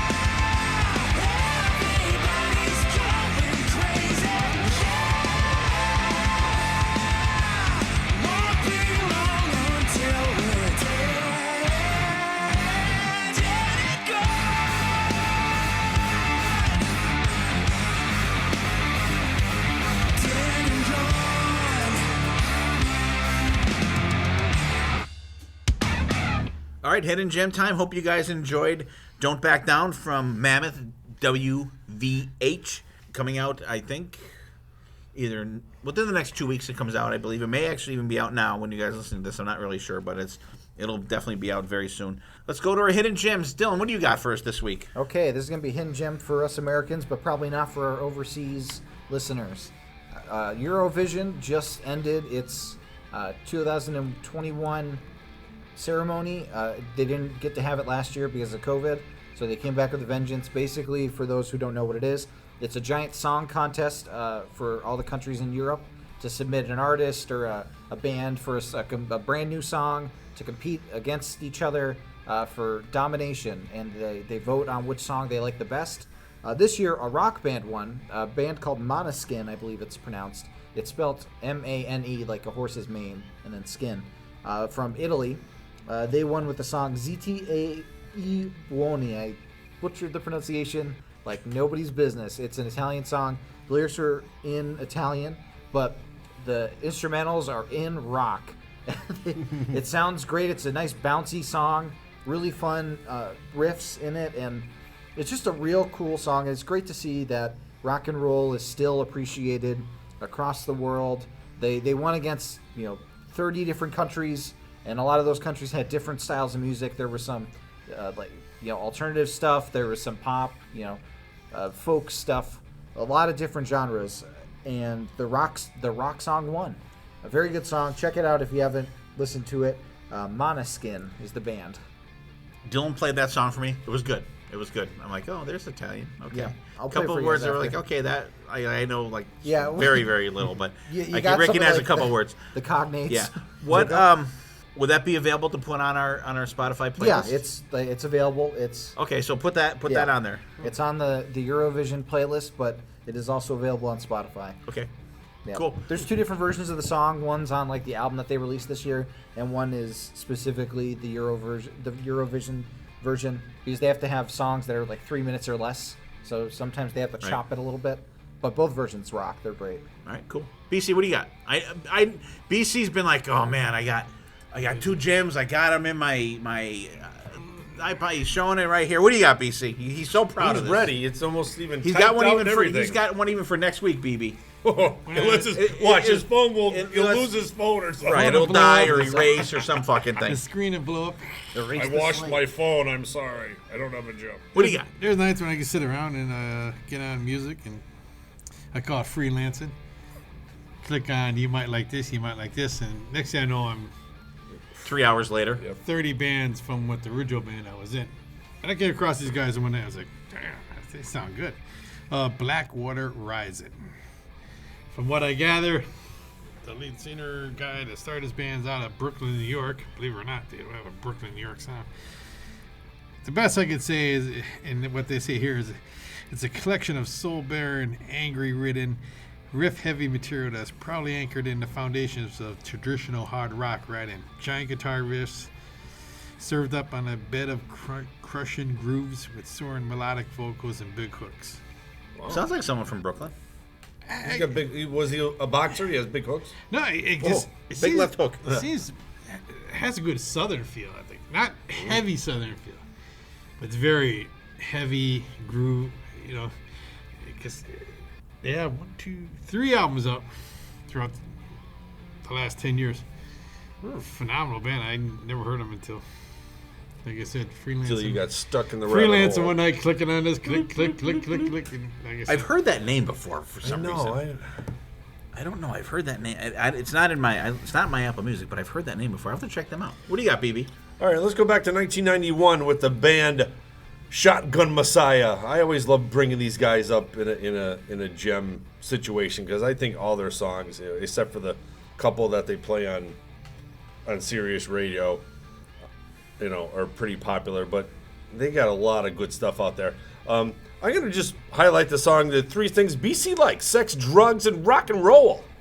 Great melodic stuff, just kind of like BC. Great guitar riffs, drums are huge in the song. Just a fantastic band. I love these guys. I wish I got to see them back in the day. I think this was released in 1991 or 92. I know I have the CD. So it's in that era, but such a great band, easily great song. Sex, drugs, rock and roll. All right. One big word.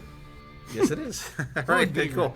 All right, my gem this week is, it's funny because this is from one of BC's overrated bands. I have Buck Cherry. They have a new song out. It's called So Hot. Hot with 2 T's, BC. Two T's. So it's extra hot. Their album comes out June 25th. It's called Hellbound. Catchy song, fun. Hey, it's no crazy bitch. Come on, like, what the fuck is? But good song, fun song.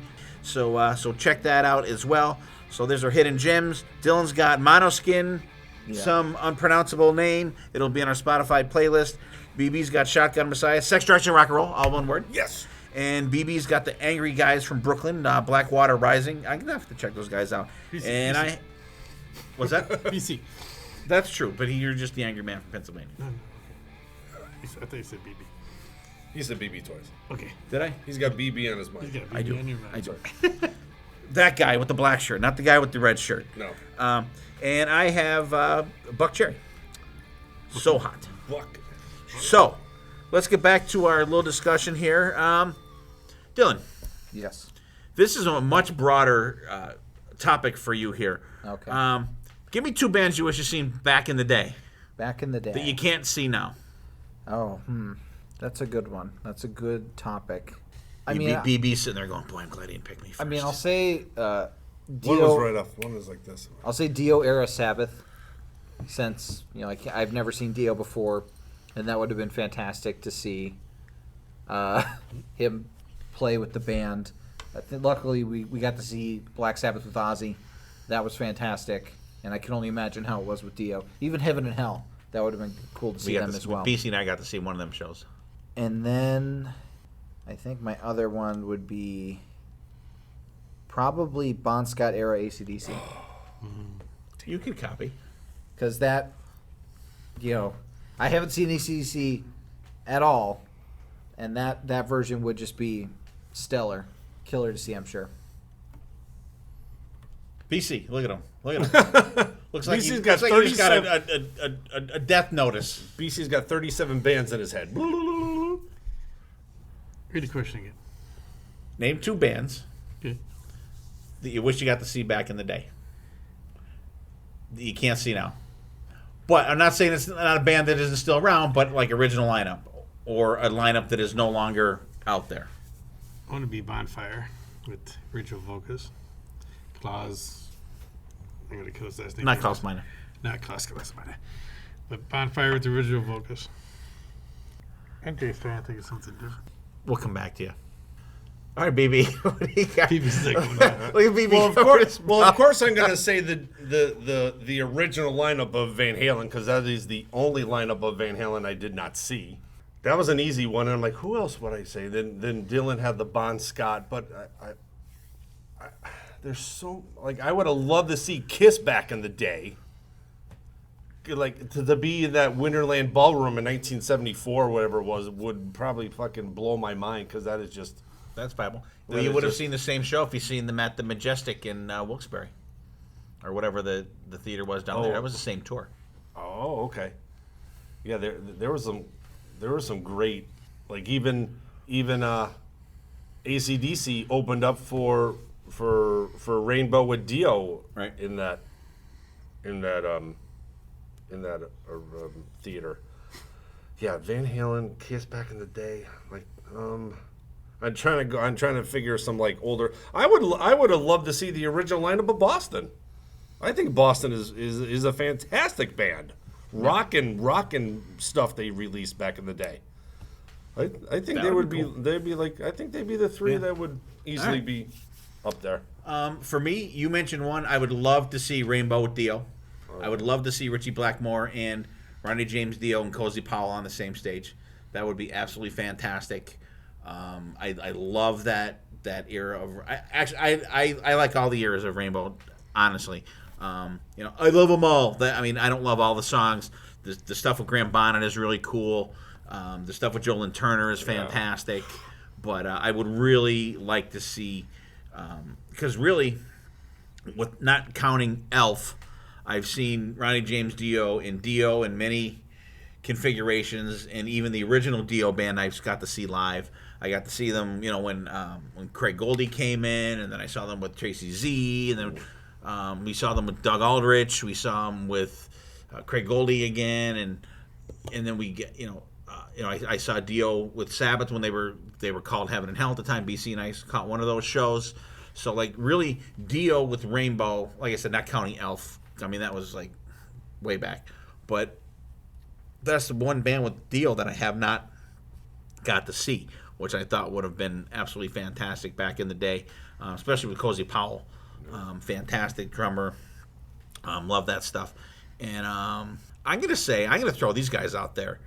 I would have loved to see Foghat back in the day. Original lineup that did Foghat live, like Blue Stone and like Fool for the City. Fantastic. And actually, they have there's only one original member alive, Roger Earl, the drummer. Another drummer band out there now, but they're still out there playing shows. And there's Foghat Live. There's also a Foghat Live 2. I have that on CD as well. Fantastic. I wish that the original Foghat Live was a double album. That's my only bad thing that I have to say about Foghat Live. And next month they have a double live album coming out as well. Foghat, that is. I would have. They're another band I would have liked to see back in the day. I like their music. I think they were a fun band. I think they were underrated. I like them, and they're one of the few bands that I want every vinyl from. I think I'm missing one, so that's my 3. I was somewhere in South Foghat, but I can't say it's original. One of the bike week things. Yeah. They were good. Did you come up with someone else, BC? I had to. I can't believe you didn't say Lizzie Borden. No. I'm looking at that and I said back in the Murderous Metal Roadshow, that would have been fucking awesome. I was going to say Menace to the Society lineup. Of course, Lizzie, Gene Allen, and Alex Nelson. When they had played together, they were to be one of those great guitar duos that never were. That makes sense? That were never recognized. Never recognized. With Mike Davis on bass. That would, to me, when they had that lineup, and again, that was the lineup for the Murderous Metal Roadshow. I mean, that was just, would be so cool. We'll never see it, because... All right. That's not... was that so hard? No, but I agree with Dylan, too. I like his Bon Scott. That would be something. I think just the charisma. I think everybody at the table would have. Oh, God. Yeah. Oh, definitely. All right. Throw out your right off the top of your head, your top 3 debut albums, BB. Debut albums. Just for sake of conversation and ball busting, I will go 5150 since it's a Van Hagar album. Okay. You son of a bitch. Thanks for being on the podcast, BB. All right. Thank you. Good night. Let's think. A lot of the ones that I'm thinking of, we've already talked about tonight, and I'm trying to go off the path. If it's off the top of your head, go off the top of your head. Wow, I thought this would be like a rapid fire. Well, that's all of them. It's so. That's what I'm saying. Like I could list off a bunch of them. Right. But they're ones that I already talked about today. And I want to try because I don't want to see the Van Halen album. Yeah, like Guns N' Roses. Like. Yeah. All right, I'll go Holy Diver. Okay, that's a good one. You can't pick that. I was going to say it.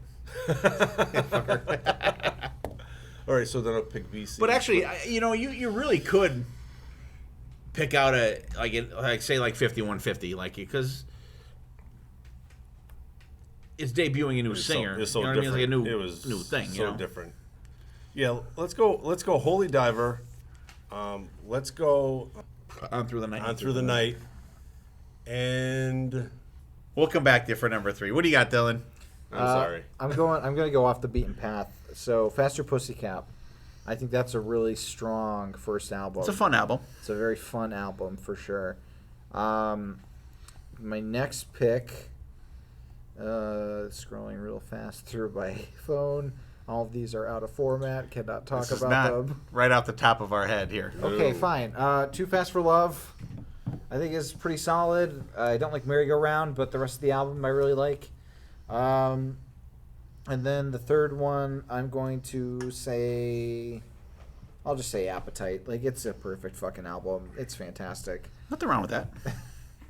Like, it's unimpeachable. You know, it gets you in the front with Welcome to the Jungle. You close off with Rocket Queen. You can't beat it. No, absolutely. What do you got, PC? That was the first album that blew me away. Yeah, top of your head. What do you got? The Scream. Okay. Let it Fucking scream. The Scream last So scream, let it scream. Fucking that was fucking, you put that on, you're like, damn. Second, I would go with Heaven's Edge, self-titled, when that came out. That blew me away. I don't know if I can get away with this one. I guess they Love Me to Pieces, which was their first full length. It was. They had the AP before that. That counts. I mean, to me, that album from front to back is, That is a fantastic fucking album. you know, Pearl Jam 10 as well. that's good. Half that album is good. Steve likes the Pearl Jam 5. Nirvana Bleach. Oh, God. It makes you want to drink bleach. All right, for me, I'm going to go first Wasp album. Ooh. Fucking first Wasp album. There is not even anything close to being a skip around there. Absolutely just top to bottom, like, rip shit in the face. The only thing close to a ballad is Sleeping into the Fire, which the solo... BC, remember we saw them at Tinks? They extended that. Chris Holmes absolutely went insane and tore it up. Our fucking jaws were on the floor when they did Sleeping in the Fire when we saw them at Tinks. Absolutely fantastic.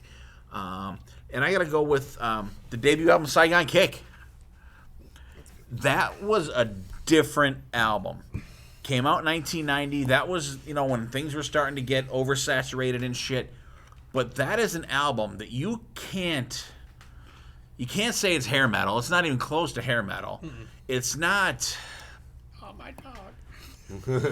It's different. It's such a different album, and songs like Susie, Colors Coming Home, For the Love of God, I See You, like the harmonies on that album, the background vocals on that album are just like fucking insane. Like. And that's just an album that just like totally blew me away from like fucking day one. So I got Wasp, I got Saigon Kick, and I really wish Tooth and Nail was Dawkins' first album. That's good. That's good. Yeah. How about okay, throw one out there for everybody. Yeah, go ahead. Vince Neil Exposed. Vince Neil Exposed is fantastic. When that came out. That is a freaking kick-ass album. We enjoyed something for the whole case of something while I listened to it for that came out. I won't say what we're doing. That was one we put in. Like that was there's certain albums too where it takes time to grow on you. That one we were like, bam, boom, holy shit, boom, holy shit, like the whole album, and even the one that's the Pauly Shore from the Pauly Shore movie. You're invited, but your friends can't come. Still cranking up. That's fucking ripping. But like that was like the one like single or whatever that was on that. But just great album front to back, fantastic. I thought it was like you said, you picked me up that day. We went flying around. We did some things that you can't really do anymore without whatever. But fantastic. And my third one, I'm gonna come up, Night Ranger Dawn Patrol. I teeter back and forth which one I like better, that or Midnight Madness. I lean a little. See, I lean more towards Midnight Madness because of the first time I saw them live, but then I lean more towards the first one because it opens with "Don't Tell Me You Love Me." That's a statement song right there. Here's Night Ranger. This is what we are. This is what we play right here. Yeah, absolutely. Not a skip around that. Not a skip around either album. And I just and I remember, you heard Ozzy Speak of the Devil. In my opinion, the best that those Black Sabbath songs were ever fucking played. Brad Gillis absolutely kills it on that album. Rudy Sarzo, Tommy Aldridge. Ozzy's the weak link on that fucking album. You know what I mean? But like that band is just so good. And then when you hear that, like how good that was, and then Brad Gillis leaves Ozzy to go with his band Night Ranger. And then when I heard that's coming out, I'm like, I got to get that album. it's going to be fucking fantastic. I got it, and I'm like, If he left odds, wow. it's got to be fucking. Yeah, I'm like, it's got to be good.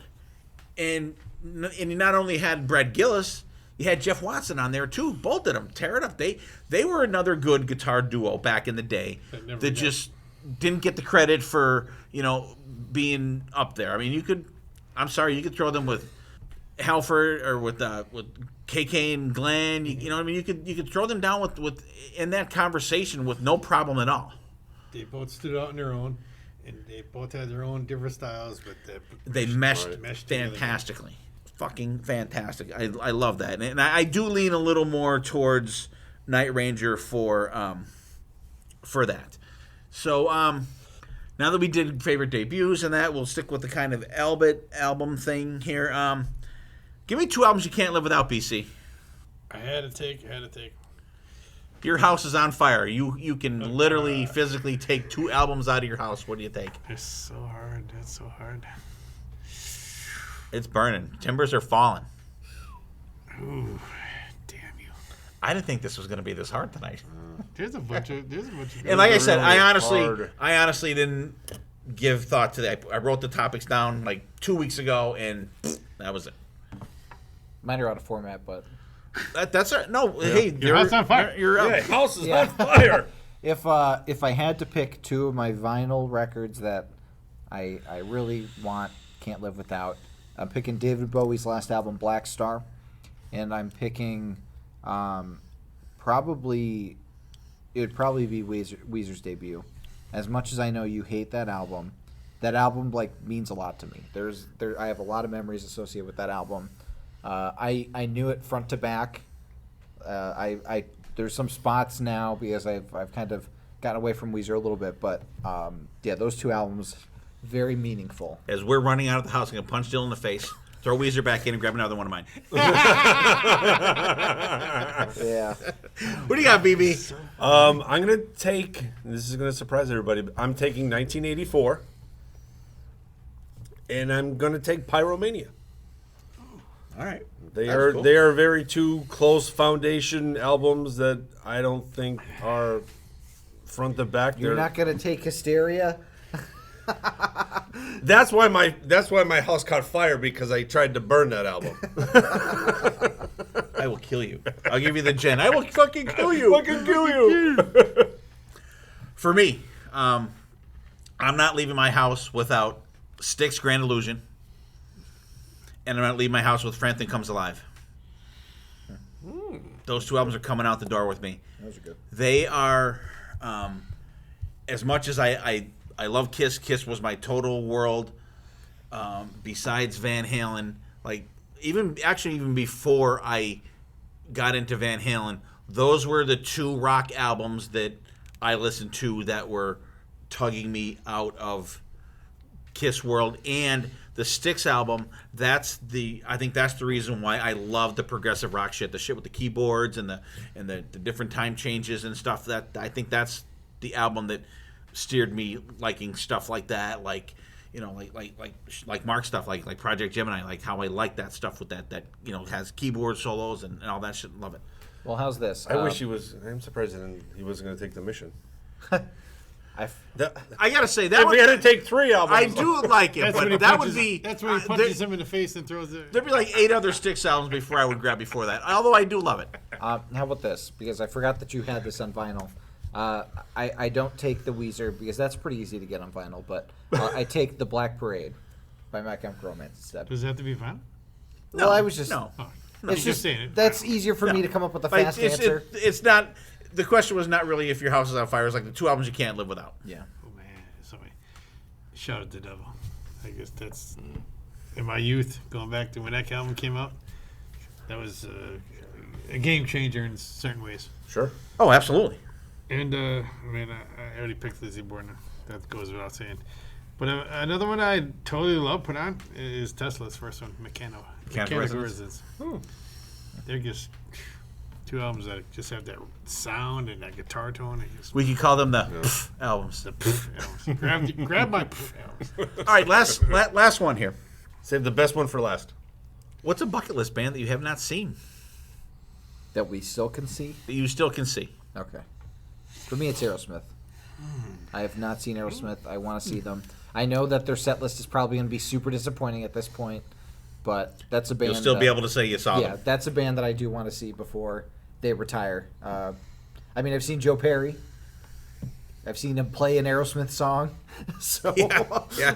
I'm kind That of was a great partway show. there. That was but a fucking fantastic show. Oh, it was fun. It was a Hollywood lot of fun. Vampires. Fucking Yeah. fantastic. Even Johnny Depp was good, except when it came to soloing. He was a good rhythm guitar player. Yeah. Ew, Johnny Depp. Johnny Depp. I don't know if you can ever. We can't say you can't not see him, but it's still Feasible to see. pretty mates. I'm hoping one day they're definitely out of everything out there that I really haven't seen that I want to see. Pretty mates. This is and it comes back to like you don't want to keep saying the same answer. Like I would love to see Guns N' Roses. Yeah. You know, almost saw that. It's a good one. I would love. I never saw AC/DC. Also, Oh, really? I agree with both of your choices so far. You know, and it's You never saw any version of Guns? Really? never. No. I only saw them once. Pocono Downs. Crazy fucking show. Fucking crazy. Was that fucking show. the one with They opened up for Aerosmith. Oh, Aerosmith. Uh-huh. Weren't they down there also with Motley Crue? No, Motley Crue and Whitesnake played there. Okay. Yeah, but I think that they're, you know, They came out. they're definitely easily top two because hell, we see a lot of shit. Yeah. All right, for me, BC took mine. Pretty Maids. They are, besides Iron Maiden and Judas Priest, probably my number 3 band. Absolutely love them. I'm desperately trying to get all of their albums on vinyl. The stuff from the 2000s is tough to get. I just got Jump the Gun came today. You can get it. Oh, I know, I can get it. I'm not You can paying get it. insane money for it. But I mean, like, they're my main one. They are definitely my main one. I'm gonna say Dead Daisies. I mean, I've seen the Dead Daisies before, but I want to see them with Glenn Hughes. Love I Glenn always thought Hughes. I thought you were gonna say Ozzy I saw You've Ozzy. seen Ozzy. I've seen Ozzy. with Black Sabbath. And Ozzy, did you really? yeah, the 3 of us. Yeah, we- BBC it and was BB at, went. We saw him Allentown. down in Allentown. Oh, When Zach was doing his soloing up and down. That was the- great. That was fucking fantastic. That was that crazy. was the only time. Then that must have been the only time you saw Ozzy, right? Besides That was what it, you yeah. said, Black Sabbath, yeah. And literally, and it's weird because, like, I'd be talking to, people other than us, like other rock fans, they'd be in a conversation with someone at a show or wherever. If you see someone sees you have a shirt on, you get struck up a conversation. Oh, who haven't you seen? And up until, like, 5 years ago, I'd never seen Metallica. Yeah. First time I saw Metallica was on this last tour. Never seen Ozzy until the last tour. And they were 2 huge ones, Mark of the Moon is on them. I haven't. They're bands that I have never seen until a couple of years ago. And there's bands like that we never thought we'd get to see. Did you ever think you'd get to see Lizzie Borden? No. Did you ever think we'd get to see Saxon or Armored Saint? They're bands I never thought I would get to see. Now we've seen Saxon 3 times, I think, and we've seen Armored Saint 3 times. They're bands that I never in a million years thought I'd get to see. Lizzie Borden 4 times. Well, you got 4. You got 4 times Did I for get Lizzie 4? Borden. New York? Yeah, New York, twice on the California? cruise, New York, and then you went to LA to see them. That's how crazy BC is, you guys. He fucking flew to LA by himself to see Lizzie Borden on Halloween. That's great. If it wasn't fucking up, I would have went too. But all right, so there's our. I hope you guys enjoyed this tonight. I wanted to do something off the top of our heads. I didn't think it would be this difficult for some of the topics, and like I said, I didn't give these things thought either. I literally wrote these down because we were supposed to do. I forget what the fuck we were supposed to do. Actually, my other son's going on a fire call right now. I really thought that we were going to do some other episode, and I was like, I don't really feel like doing that. So we just did. Wrote these questions down a couple weeks ago. Pretty much put them on the shelf. I didn't look at them, and I didn't want to. Because even me tonight, I had a hard time naming stuff like that. So we'll go around. We'll wrap it up. What do you think? What do you think, Dylan? This was a lot of fun. Thanks for putting this together. I always like when we do discussions like this. It really has some. We've had some interesting answers that we can make fun of each other for, but we've also it had a lot of fun tangents that we went off on that I think are really cool, and that's the great thing about this kind of episode is that we could talk about different things that we haven't talked about and just kind of free associate off the top of our head. And a lot of the stuff that we talked about, you could listen in our Spotify playlist of the week. I'll put different songs of some of the artists that we mentioned. I'll put the Eurovision winner on there so you can listen to it. If anybody else has any suggestions on songs, let me know before I do the episode, and I'll put those on there as well. But thanks for listening, everybody, and thanks for coming up with the questions, Dad. Yeah, great episode, and it's funny. It seems like as the night went on, it seems like more stressed I got. I don't know. I don't know why. I'm sorry. No. But great topics, and it's funny, like when you try to come up with answers, but back 15 years ago, it wasn't that difficult. Like we now, hadn't talked about everything in the last 3 years you know before what I mean? that. Like and now it's it's so saturated, like with Heat and all these other bands that are just coming out, and there's so much stuff. You don't want to keep saying the same answer over and over again. But a great topic, great conversation, great back and forth banter to hear what you guys had to say. But yeah, questions are fantastic, and I can't wait to do another episode because this was really, really, this is the foundation of the podcast. This is what we did, and just a great time. It almost kind of brought me back to the porch there. Yes, this was very fun. I guess, and next time we have to probably drink for 4 hours before doing it. That way everything's we can pregame. Everything's very porch-like, very spontaneous. Drunk on the porch. Because I know where he's going with this. Like most of our conversations, or when we're together for a while, it just starts flowing. Right. And I think like BB said, he was and I was like, because you're like, oh my god, I don't want to say something stupid. But when you have these bullshitting sessions when you were just on the porch, so to say, you don't think you just Right now is more kind of like, oh no, I don't want to say something, and then you can remember 10 other bands that I liked it. It was a lot of fun. Definitely do it again. Yeah. I hope you guys like that out there. And the thing is too about that. Roundtable discussion. Yeah, when we would do this like bullshitting either on the porch or going to a show or coming home from a show, it wouldn't be total conversation because there was always music playing in the background. I would have my Bluetooth speaker outside, or even back in the day, I'd have a CD player on the porch. You'd be playing whatever. So there was always music playing.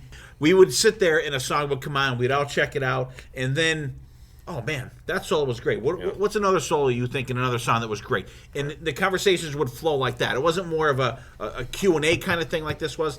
This was like the closest that I could think of to get that conversation to kind of get that feel going, and I honestly I never thought that it would be like the oh my god like Crickets. Hard to think of stuff, things like that. But and that's the only thing that wasn't like realistic of how we used to do it, because it was more it wasn't a shit written down. It was just something off the top of your head.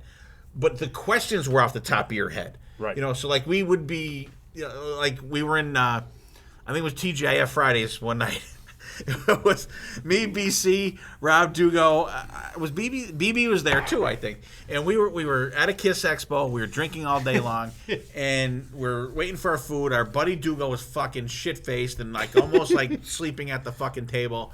And we were talking about your favorite lead singers, and everyone threw theirs out, and then we just kind of were chit-chatting about other shit like that. Favorite female actress. Yeah, it was like favorite supermodel or some Supermodel. fucking thing.